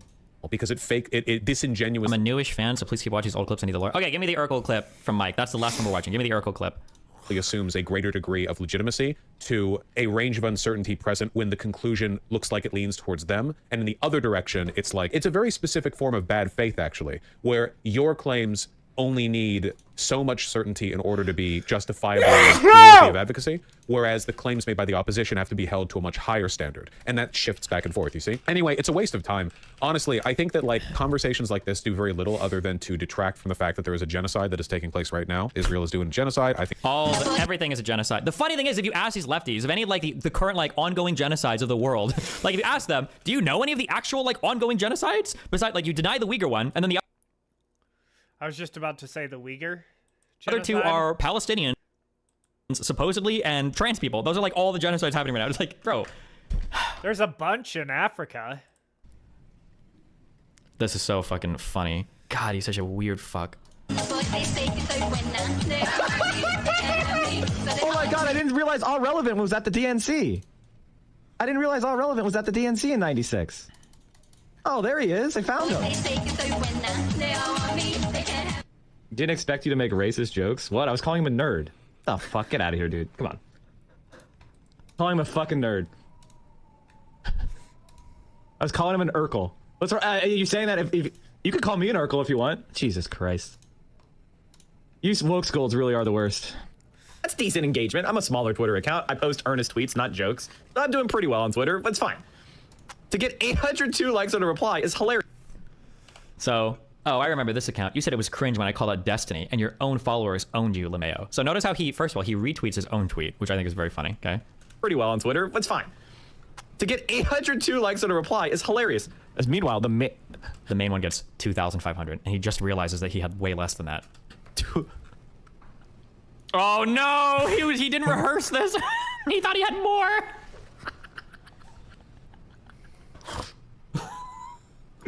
He thought he had more. He just realized it. Oh no! Do you see what he's gonna? Meanwhile, the main one only got 100 likes. I need to fucking account. I post earnest tweets, not jokes. I'm doing pretty well on Twitter, but it's fine. To get 802 likes on a reply is hilarious. As meanwhile, maybe not.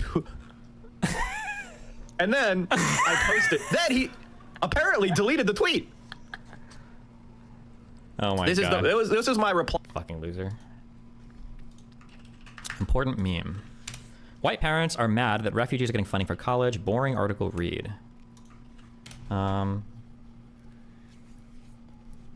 Mike saying that Pete is ashamed that he's gay. Yeah, I'm good on that. Okay. Okay, this doesn't work. Build a bridge with PewDiePie. PewDiePie actually seems like he. Wait, him and PewDiePie don't get along? PewDiePie kind of seems like he won the internet. He went onto YouTube. He became the most popular YouTuber in the world, reacting to like horror games or playing horror games. Then he switched to like some quasi socio-political commentary. Then he just kind of was like, oh, you know, now I'm happily married. I've got a wife, and you know, now he's a dad. I feel like PewDiePie did everything right. Well, I mean, his political support at times was questionable, but it feels like that's basically what he's done. And now he's just like, oh shit. I think he's got like a wife and kids. I'm getting fucked. And his content is just like wholesome content now. I think did he move to Japan full time? Yeah, now he lives in Japan fully. When did he do commentary? There was a small arc after the horror game. I want to say was this like what 3 years ago, where PewDiePie was doing like kind of like It was like 2000. It was like 2017 till like 2019, I would say. Social commentary for a little bit? Am I crazy on that? I think he did. Because I remember he got in trouble for it for a little bit, but because he made a couple of Sweatstiny supporting comments for some people, but during COVID maybe, yeah. Gone. Okay, we're doing research now, okay? After this last thread. After the last Or maybe thread, even 2020. So back in December 2020, Mike Pompeo was banned by Twitch for posting about and celebrating a doxed list of scabs in the airline industry. I blurred the names out, he did not. He's giving scabbing in the past as a grave moral wrong. So Mike Pompeo was basically going over on his stream. He was posting, going through all of these airline people that had scabbed. And it was so bad he was willing to post their full names and dox them and everything, okay? If you didn't know, Mike's entire stream is built around the concept of being Hassan's waiting room. If you check his stats on Solely Gnome, you can see that he constantly times his stream and baits with his titles to get Hassan viewers, and then he goes offline once Hassan is live. So if you compare the times of when he goes live and when he goes offline, it's always like about an hour or two before Hassan streams, and then when Hassan goes live, he starts to lose his viewers and he shuts his stuff off, okay? You can kind of see here. It's not gonna load, but...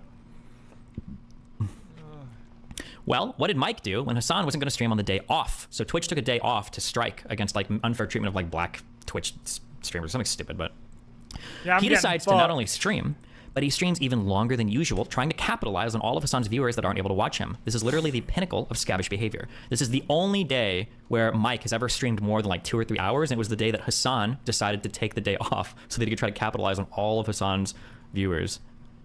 Just another data point. It's funny because he started later than normal, and it's one of the only times he streamed longer than 45 hours. He's literally soaking up all the extra viewership while Hassan's not streaming, an actual scab. Mike gets called out for this by the streamer at Andre de Mice. This was one of the guys that tried to defeat me during the N-word saga, and he couldn't. And then he either feigns ignorance or implies that the strike doesn't matter because it's not an organization.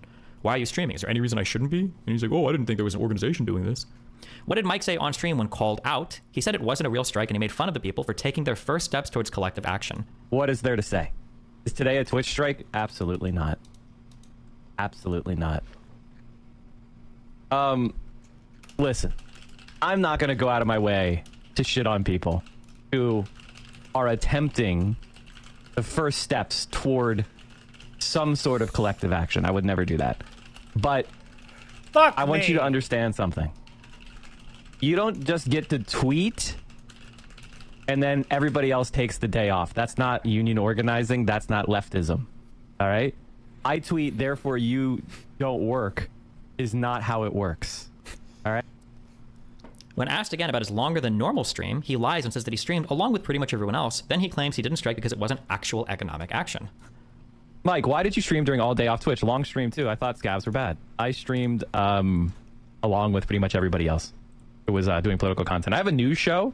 Unless we're doing actual economic action, I'm going to cover those stories. The same as TYT, Majority Report, Lucid Fox, Denim.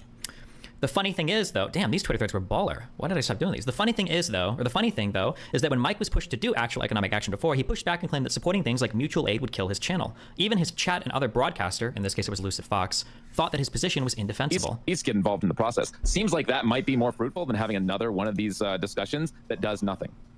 Okay. The reason why people organize around presidential elections is because they get tens of billions of dollars of free media. It's a unifying election that everybody in the entire country knows about, and it gives us a common language that we can reach more and more people. If you go into mutual aid stuff, that is inherently a very local action. If I go into mutual aid shit, my audience will go from thousands of people to 50 people. Imagine going that mask off. What? Because even Lucid Fox like, wait, what? And I think Mike realizes, whoa, what are you doing here? No. In the process. Because they're going to all be in their own communities doing local actions and not doing anything that's oriented towards national politics. What? This is a defeating. And also, can we be real? Who's going to turn? Can you show me the mutual aid streamers? People that just sit there discussing mutual aid all day? What are you talking about? You can diversify your content. You can talk about more than just that. What? I'm gonna get it so that I have. If it's just... I'm gonna get it so that I have a bunch of. I'm gonna get a advanced military in here, and then just stock up on people. Just chill for a little bit before I go raid anywhere. Hopefully, no one comes and tries to take my spot.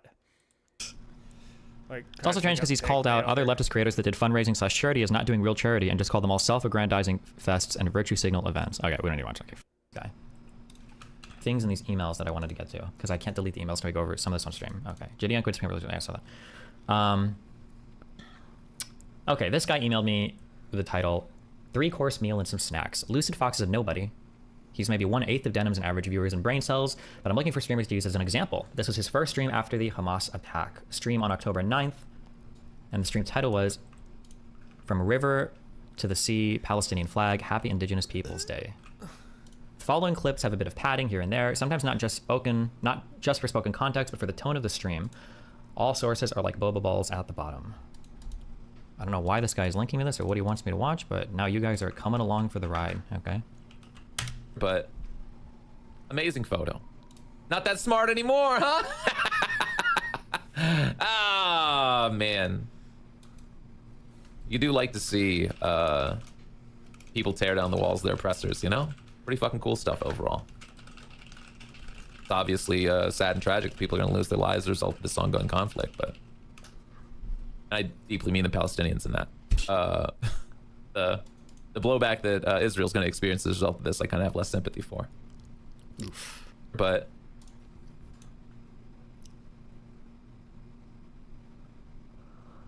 and then he links me a second clip. What is this? Turns out redeploying a chunk of your forces to guard legal sediments makes it easy to overrun and remains in place. Yeah, they underestimated the power of the Hilux. That's right. Oh man. I just, yeah, no fucking sympathy whatsoever for the Israeli military that's getting fucking waxed right now. And still, let's make no mistake, like, I believe as of like this morning, Palestinians are still making gains, right? As far as what I saw on maps and whatnot. Invaders always gonna have an uphill battle against oppressed people. Yeah. Yeah. And then one more. My goal is solutions. Your goal is the continuation of violence. You want way more than 260 people dying. True. You want every single Palestinian to be executed ruthlessly in the streets so that you can build another theme park in Gaza. Huh? That's it. Baying pig. You bloodthirsty, violent pig dog. Amazing energy. Yeah, sorry, that's what is the baying pig. Am I being like paranoid, or is that like a weird like Gusano Cuban reference, communist reference, or fascist reference? Is that what that is? It must be, right? At first I'm wondering, like, am I just reading too far into that? Or, I mean, where else would that phrase come from, right? Yeah, it must be a Bay of Pigs reference, I feel like, yeah.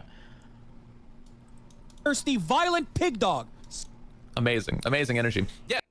Bay of Pig, like the Kennedy shit. Sorry, that's what people like Destiny want, though. Destiny? Wait, does he bleep my name? I'm literally Voldemort to these people. Seriously? People like Destiny want, though.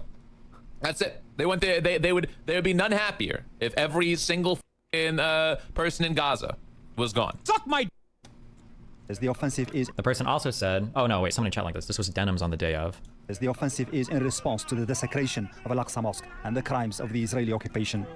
The time has come to draw the line for the enemy to understand their time is up and they can't keep going without consequences. We are announcing an operation called Al-Aqsa Floods. Yeah, I love how the terrorist fighters are like 12 dudes in t-shirts.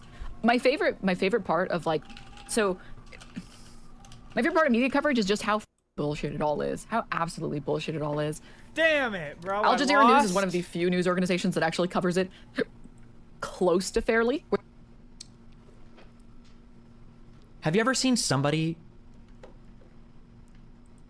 so dark, but yet so white at the same time? That was the whitest, most American, liberal, progressive comment I have ever heard in my entire life. What? Al Jazeera English's coverage is decent, but that statement was wild. How absolutely bullshit it all is. Al Jazeera News is one of the few news organizations that actually covers it close to fairly, where they actually allow the opposition, aka Palestinians, to talk about why they're invading.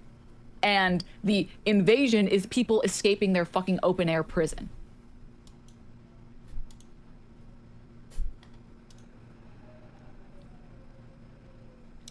Here is something to counteract all the doomer pills that you've been eating these last 2 weeks. Oh, he links me non-doomer pill things. What is? Does this guy just watch every political Twitch streamer, or what is this? What is like this? It's gonna sound really dumb, but this has actually kind of been hard for me in a lot of ways, in like the most light way possible. But it's been hard for me to like come to terms with, because I feel like everything that like I learned from Hassan, now I'm curious if I've just been like misled, and I'm like struggling with that fact because of like the takes that Hassan has been having recently, and I'm just like, wait, I've agreed with a lot of his takes previously. Am I just completely wrong? I'm having like an existential crisis. Damn.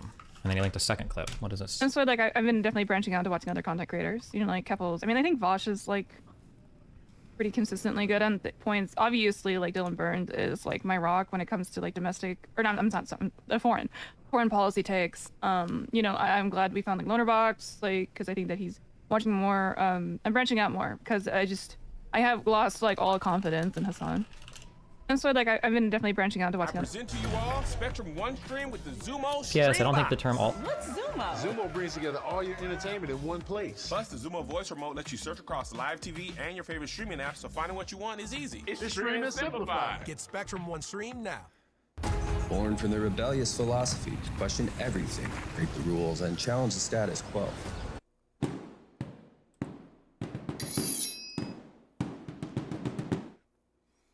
I, John Fitzgerald Kennedy, do solemnly swear that you will faithfully execute the office of President of the United States. that I will faithfully execute the office of President of the United States And will, to the best of your ability, and will, to the best of my ability, preserve, protect, and defend the Constitution of the United States. preserve, protect, and defend the Constitution of the United States. So help you God. So help me God.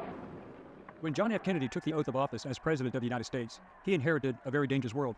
The Cold War was at its height. Cuba had turned communist under Fidel Castro, and the Soviet Union was increasing its presence just under 90 miles off the coast of Florida. The failure of the CIA-backed invasion reduced the image of American power in its own hemisphere, created a communist hero out of Fidel Castro, and emboldened the Soviet Union to make even greater gains into the Caribbean, especially in Cuba, challenging American power, which led to the Cuban Missile Crisis. What was the Bay of Pigs? Why were American military forces not involved, despite it being planned by the U.S. and the CIA? What were the objectives, and were they reasonable?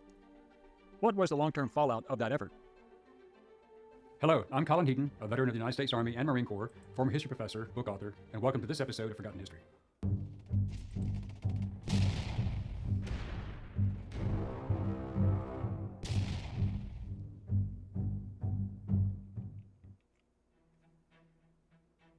Within 6 months of Castro's overthrow of Fulgencio Batista's dictatorship in Cuba in January 1959, diplomatic relations between Castro's communist government and the United States began to deteriorate. President Kennedy had inherited the plan set in place by his predecessor, Dwight D. Eisenhower, who had been training the Cuban exiles while preparing for an invasion of Cuba to remove Castro. The I ultimate can't objective move was to because overthrow I'm Castro and the recruiting establishment people. of a non-communist government friendly to the United States. In April 1960, several CIA officers traveled to Miami, Florida. They were searching for members of the Frente Revolucionario Democrático, or FRD, an active group of Cuban exiles who had fled Cuba when Castro took over. These revolutionaries were the ideal individuals to lead an uprising in Cuba, and the CIA, operating with a $13 million budget, recruited 1,400 of them to form Brigade 2506. They were transported to Ucepa Island, a private island off the coast of Florida that was secretly leased by the CIA. Once there, they received training in weapons, infantry tactics, land navigation, amphibious assault tactics, team guerrilla operations, and parachuting. Their instructors were from the Army Special Forces, Air Force, Air National Guard, and the CIA. 39 of the recruits were pilots who had flown in Cuba's military or as commercial pilots. Under Eisenhower, the CIA set up training camps for the pilots in Guatemala, and by November, the operation had trained a small army for an assault, landing, and guerrilla warfare. Despite the best efforts of the government to keep the invasion plans covert, it became common knowledge among Cuban exiles in Miami. Through Cuban and Soviet intelligence, Castro learned of the guerrilla training camps in Guatemala as early as October 1960, and the world press reported widely on the events try to as they not unfolded. move as fast as As a I result do of this in most disclosure, games. the original I feel like amphibious that's what landing site of happened. Trinidad, chosen due to the terrain and the anti-Castro population that would be expected to lend support, was changed to the Bay of Pigs. According to U.S. Army General Matthew Ridgway, whom I interviewed several times in the 1980s, stated, Kennedy was not all that impressed with the Eisenhower plan. He had been told by most of us that Castro was not really a threat to the United States, and he agreed. But when the Russians became involved and brought their military hardware, that was the deciding factor in his mind that something had to be done. Kennedy was also advised by CIA Director Allen Dulles that the entire mission could be done without any direct U.S. military involvement, thereby creating plausible deniability and deflecting responsibility. Kennedy began to suspect that the plan the CIA had promised more than it could deliver, as it was being sold as both being clandestine and successful. In fact, Kennedy believed that it would be too large to be clandestine and too small to be successful. The disaster had been set in motion. To explain how and why this mission failed, we will hear from those involved firsthand. The Bay of Pigs, or the Bahia de Cochinos, or Playa Girón, is a stretch of coastline on the southwestern coast of Cuba. This was chosen at the last minute and was 100 miles further west from Trinidad, the original landing site. The force was nearly 1,500 Cuban exiles opposed to Fidel Castro. To make matters worse, the Soviets had begun placing their long-range missiles in Cuba, able to strike most targets in the United States. We want to get some stuff that'll get us some good income. The invasion was launched on April 17, 17th, 1961. The original plan called for 3 airstrikes against Cuban bases, followed up by a final bombing to take out any remaining aircraft. A 1,400-man invasion force would disembark under cover of darkness and launch a surprise attack by sea. Paratroopers dropped in advance of the invasion would disrupt transportation and repel Cuban forces. Simultaneously, a smaller force would land on the coast of Cuba to create confusion. One of the great problems was the fact that the force in total, especially the paratroopers, would be 80 miles away from the sanctuary of the Escambray Mountains, where, if anything went wrong, they would be able to hold out until reinforced and maintain an aerial resupply of ammunition. Kennedy listened to all of them, Army Generals Ridgway, Omar Nelson Bradley, and U.S. Air Force General Curtis E. LeMay of Strategic Air Command, who all expressed their serious doubts, given the lack of direct American air support to assist in the invasion, the small numbers of expatriate Cubans to be landed, and the failure of an exit plan should things go wrong. There was no backup or support operation planned. Kennedy was also assured that the Cuban people would rise up against Castro and his communists once they saw that liberation was at hand. According to Ridgway, that one factor, pressed by Dulles and McNamara, was what made him agree to the mission. According to Curtis E. LeMay, whom I interviewed in 1986 and was directly involved as one of the strategic planners, he stated, "Getting back to Cuba, our U-2 flights had proven the Russians had their latest missiles in Cuba. SS-5s could fly 2,000 miles, and Cuba was 90 miles south of Florida. My first strike concept did not sound so crazy." Well, the Ivy Leaguers decided to let the CIA plan one of the most black bag operations in history. Few plans in history can be labeled failures the moment they are conceived. It usually takes some amount of effort to blank things up, or maybe just bad luck. But to plan a failure, know it will be a failure, and still execute it is beyond my comprehension. End quote. His next statement was, "I sat in on the mission planning, and I agreed with an invasion of Cuba, followed through with a series of conventional strategic saturation missions, followed up by tactical airstrikes for good measure. Well, they agreed to an invasion, but nothing I would call textbook or even something sound in application." As they planned the invasion, LeMay added, quote, "The Bay of Pigs fiasco was easy to see coming because there was to be no overt U.S. air support. That was too high profile. So in their wisdom, they decided to use other assets in the region, which were not connected to us. They planned on putting those Cuban exiles on the beach, and with no air support, it was a suicide mission. I was there when Secretary of State Dean Rusk killed the air support. I felt like I was dreaming. I offered to bomb the living hell out of Cuba and turn Havana into a pile of rubble. At that point, I could see that there was not a breathing, living organism in that room who knew better, would have the balls to say it. I did it. The official story to cover JFK's ass was that he was bad fat intel and given bad military advice. That was I was there. The great tragedy was that we had naval aircraft in the area that could have been on target in minutes and could have supported the mission. They were too, expletive, afraid of pissing off the Russians, in any case, in case any of them were hit. Also, according to Major General William Matz, U.S. Army retired, who at the time was a young lieutenant working in intelligence planning in the 82nd Airborne Division and handled the dissemination of maps to the various unit commanders in case of a Cuban invasion, gave briefings on drop zone locations and beach landings for Marines, as well as detailed information on the topography for a Cuban invasion. Matz stated, quote, "I remember special instructions were given for the treatment of Soviet personnel should they be taken prisoners. They were to be carefully handled and taken into protective custody." The CIA met with U.S. Air Force Brigadier General Reed Doster of the 117th Tactical Reconnaissance Wing of the Alabama Air National Guard, as his unit was the last to fly that particular aircraft before they were decommissioned in 1957. Doster agreed to recruit 80 volunteers to be advisors to the Cubans, who were joined by 50 others to fly some transport missions and maintain the airplanes. Their primary bombers would be the twin-engine B-26 Invaders. They would wear civilian clothing and carry IDs with fake names. Strict secrecy was to be applied, and the participants could not even tell their families what they were doing. The plan was doomed from the start.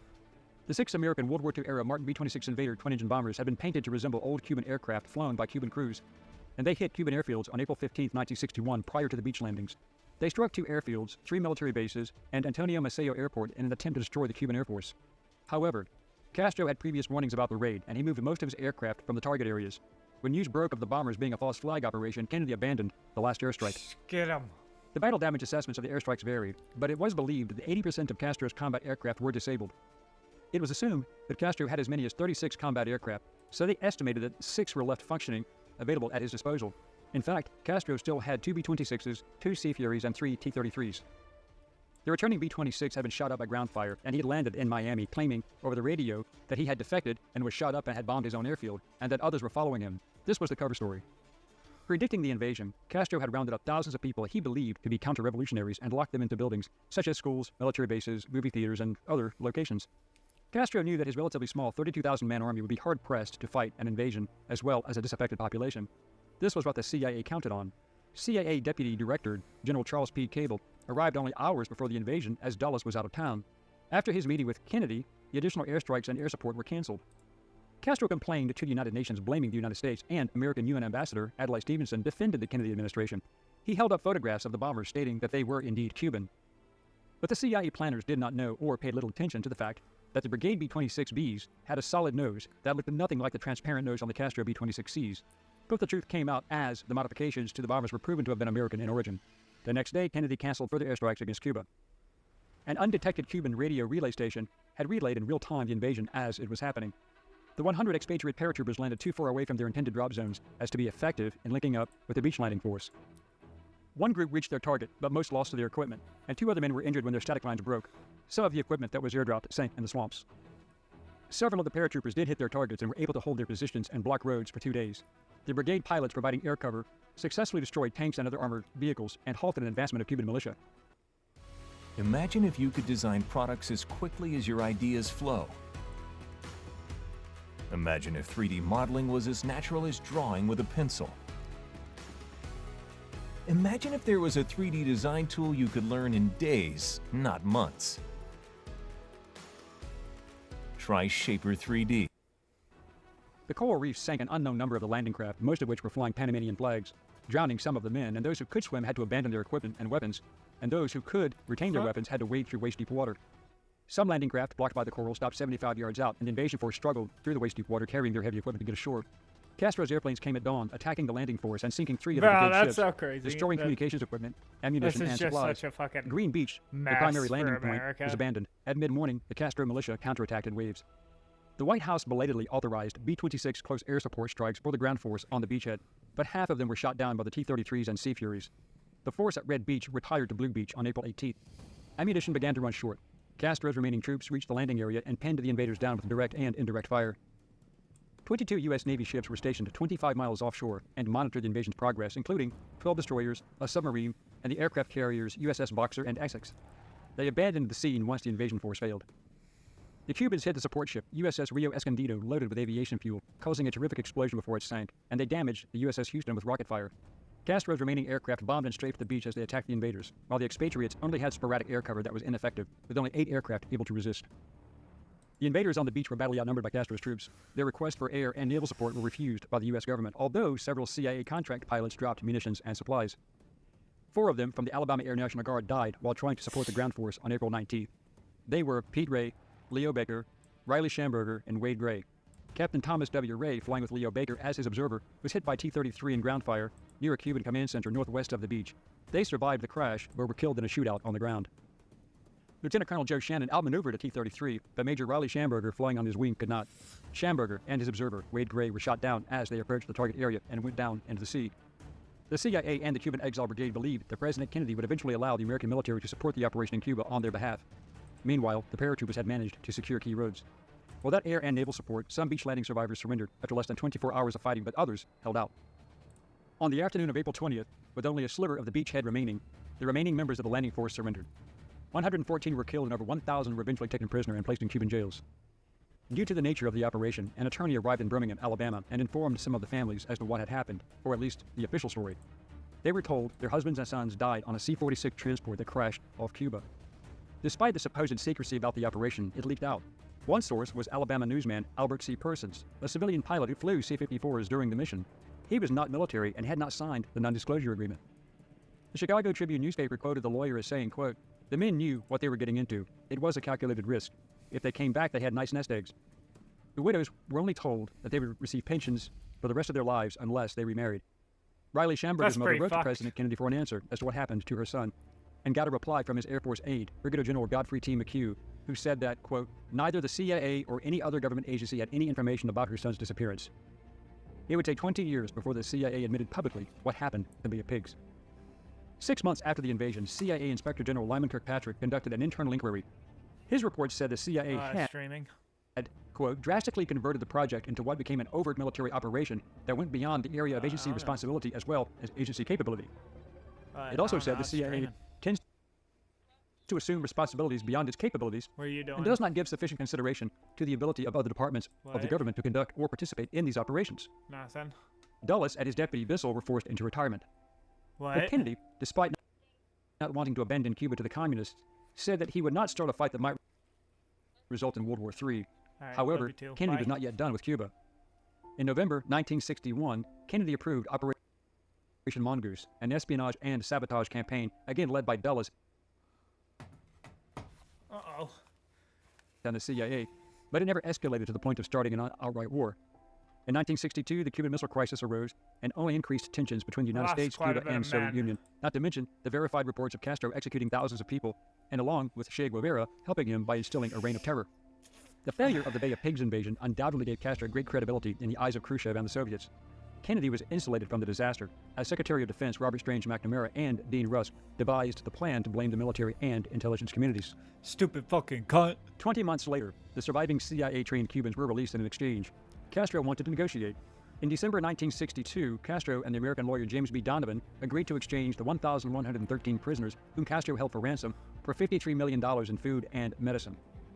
Richard Goodwin, then an advisor and speechwriter for President Kennedy, was approached by Ernesto Che Guevara at the Inter-American Economic and Social Council held in Uruguay. Goodwin wrote, Che went on to say that he wanted to thank us very much for the invasion, that it had been a great political victory for them, enabled them to consolidate, and transformed them from an aggrieved little country to an equal. The CIA did not tell the families the real story until 1978, when Schamberger, Gray, Ray, and Baker were posthumously awarded the Distinguished Intelligence Cross, the agency's highest medal for bravery, posthumously. Even then, the families were asked to keep the information to themselves. The CIA was definitely responsible for providing incorrect data and providing an unrealistic picture to Kennedy of the chances of success. The military component opposed to the entire plan was also thrown under the bus, which only increased the open hostility between the Joint Chiefs of Staff who were opposed to McNamara and Rusk. Those divisions would never be healed. Years later, Fidel Castro was asked why, in his opinion, the invasion failed. He said simply, they had no air support.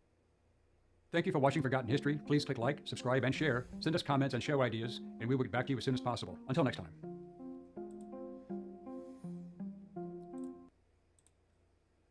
Left is cringe. It's completely cringe, a bit cringe, sure, but it invokes associations in the mind of a listener.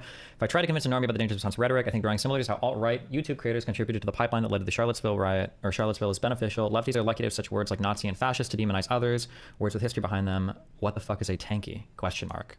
True. Tanky has... Why does tanky comes from like... Was it like Lenin rolling tanks into like Budapest? I think tanky has a really weird origin. Like I didn't even know where this word came from until I looked at it. I just always heard it as like a slur for left-leaning people. Was it 1958? Oh, I'm sorry. It might have been way after. Was it Khrushchev? Oh, my bad. Who was it? It was Hungary. I think it was in Budapest, in Hungary, and then in Prague. 68. Okay, this is way after one. Yeah, I just knew that it was yeah. a slur for And it doesn't hit the same too. Like I don't think a normal human being knows what a tanky is, but everybody knows like what a fascist and a Nazi is, right? Mm-hmm.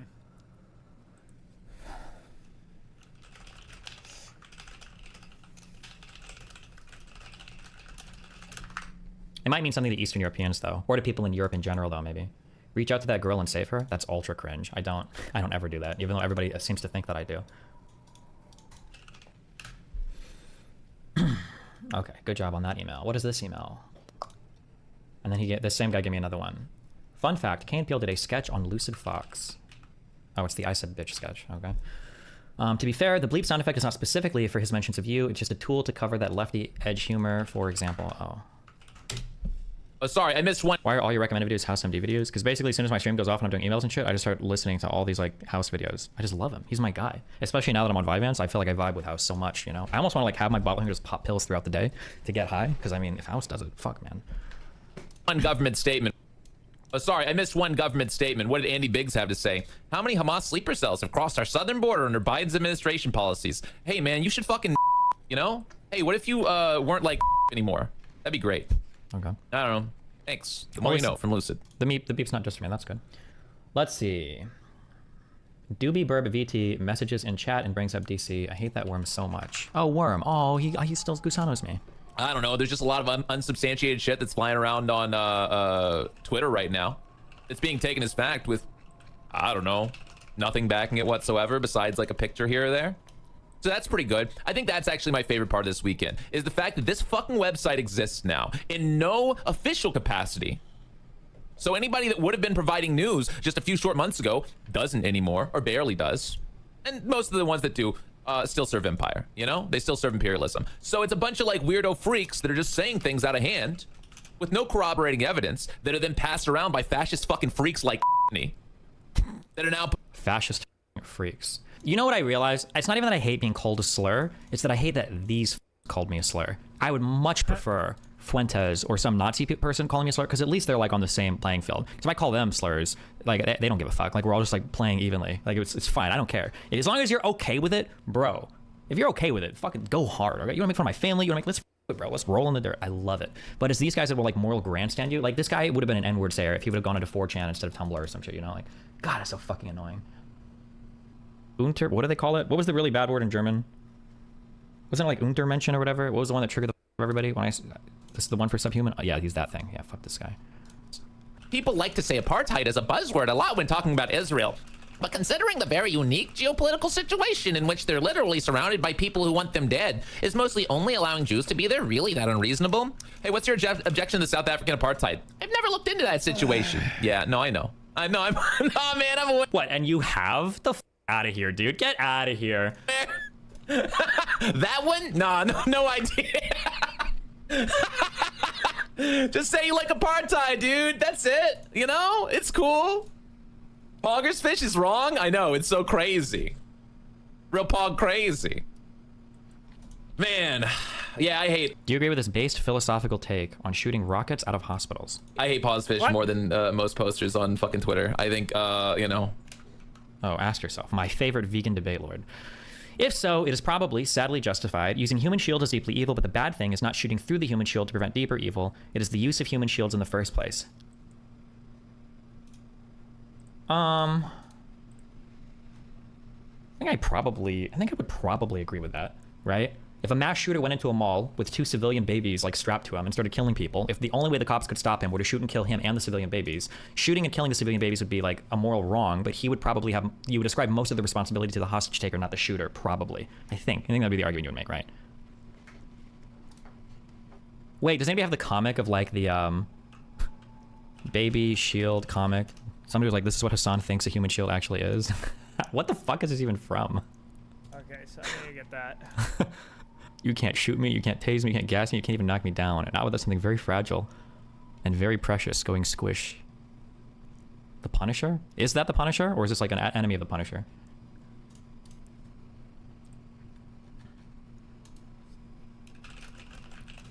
That's Pisco 95. True!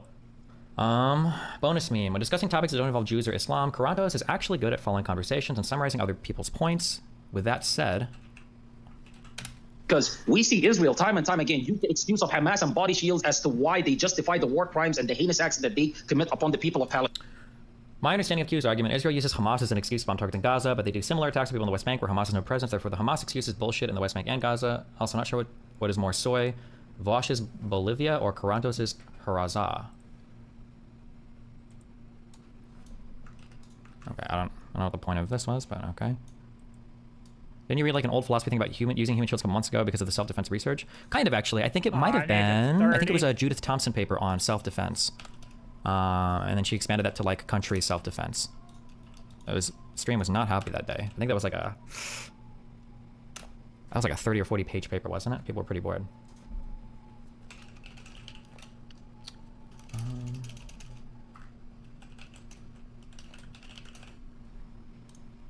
You even tweeted the best human shields comment, did I?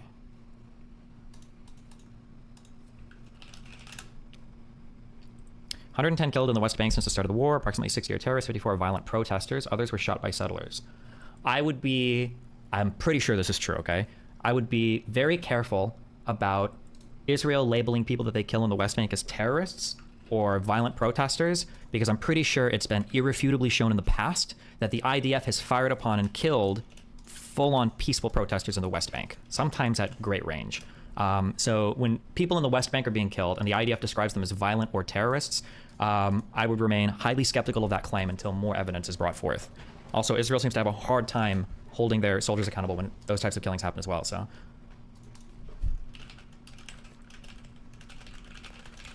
Not to say that there aren't violent protesters or violence that comes from the West Bank, from Palestinians. Sometimes I'm sure it does, but just I would be highly critical. Good afternoon, Steve, and I've written in the past on military history in the past to this account. Hopefully it does not go into the void, but if so, so be it. I'm writing specifically in response to your research on strategic bombing, which is an area I studied in university and work adjacent to in my professional life. I wanted to provide a basic breakdown of the most important concepts in regards to conducting strategic strikes, known as the concept of proportionality. What is proportionality? In its simplest terms, proportionality when applied to conducting airstrikes is the measure of concrete military advantage. Those three words are in quotes, as described in the Geneva Convention, weighed against the quote-unquote collateral risk, which is the combined risk to civilian life and infrastructure. In order for the application of force to be considered ethical and legal, according to the norms of military conflict and international law, the military utility extracted from a strike must prevail when weighed against the collateral risk or cost. The supreme example of a proportionality calculation is the strategic bombing of Japan, which included the deadliest air raid in military history, the bombing of Tokyo, and both the combat applications of a nuclear weapon. In all three cases, the military utility extracted was forcing Japan to accept an unconditional surrender without the need for a land invasion. The estimated losses of all parties, civilians included, for Operation Downfall or the invasion of Japan was beyond 10 million. And the collateral cost was in totality 1 million Japanese civilians, the total cost of all Allied bombing of Japan. When weighed, the perceived concrete advantage of ending the war without a military invasion of Japan significantly outweighed the perceived collateral cost in civilian life. Under this equation, the principle of proportionality was met, and one can argue the strikes were justified. Proportionality calculus can only be done preemptively based on good faith analysis, not in hindsight based on actual results. Despite debates today on whether or not Japan was actually forced to surrender by the bombs itself or by the Soviet declaration of war, a topic I have my own strong feelings on, those debates are irrelevant to the ethical justification, as one must consider the perceived military advantage versus perceived military risk due to the nature of war and how these calculations cannot be made after the fact. Hopefully that was useful. Thank you for your time. Okay. Here's like a random question that I have. When it comes to like all the mass bombings and shit way back in World War II, were there just like no such things as like surface to air missile batteries or whatever? Was there like no air defense, or did you go in and blow these things up first? Because like I feel like when I think of like old World War II bombers, it's like these big ass stupid fucking planes. They're just like flying over places, just like dropping bombs. Was there like no way to deal with these? Oh, Destiny, flak and flak guns. Gotcha. So were these planes just like out of range? You just like couldn't do anything? You literally shot artillery into the air. That feels like it would be impossible. And you didn't have radar. Oh, Jesus. Why record podcast on Zoom? When you could use Riverside. Switch to Riverside. I just want to start with the gag order because I think we're all waiting to see what happens here. Jack Smith has asked for it to be reinstated. Judge Chutkan to reinstate the partial gag order. When do we expect this to happen, and do you expect that to happen? So it has been a cray-cray week in Donald Trump legal developments. You're absolutely a legal right. term there. Yes, cray-cray. That's the technical legal term. And look, there's two different gag orders. One Trump has already violated, the one in New York State, in which he's been fined now twice. And then there's this one you're talking about at the federal level with Jack Smith. And that one has been put on pause. And I think Donald Trump has made the best case of anyone. He's witness A for why you need the gag order in effect, because the moment that gag order was put on pause, he started going and attacking people left and right. And so I think that there's no doubt in my mind that there will be a gag order imposed on Donald Trump. And there's also no doubt in my mind that he's going to violate it repeatedly, to the point where a judge is going to have to confront the ultimate question: are we going to put the former president in jail? And I think there's only one answer to that. What is your answer? Which is you have to. I mean, if he continues this behavior, no other litigant in this country would ever be able to do what he's doing. And judges, I don't care what your politics are, the one thing maybe it'll be a more exciting. Actually, yeah, no, we're gonna have the Halloween special tomorrow, so I'm gonna play a horror game. Neil mentioned the we're New gonna York watch case, like some in the scary New York philosophy fraud case, videos Trump and was stuff. fined $10,000 this week for violating So, that gag order. The judge previously did threaten jail time, which One Neil seems to second, think I'm gonna should be a pause part this. of this. Yeah, no, tomorrow is gonna be the Halloween special. We're gonna have it's gonna be a good time. I'm gonna play Faith, the Unholy Trinity. I'm going to save, and we're going to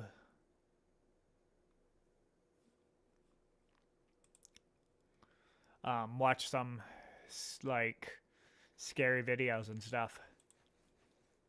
All right, I'll see you guys.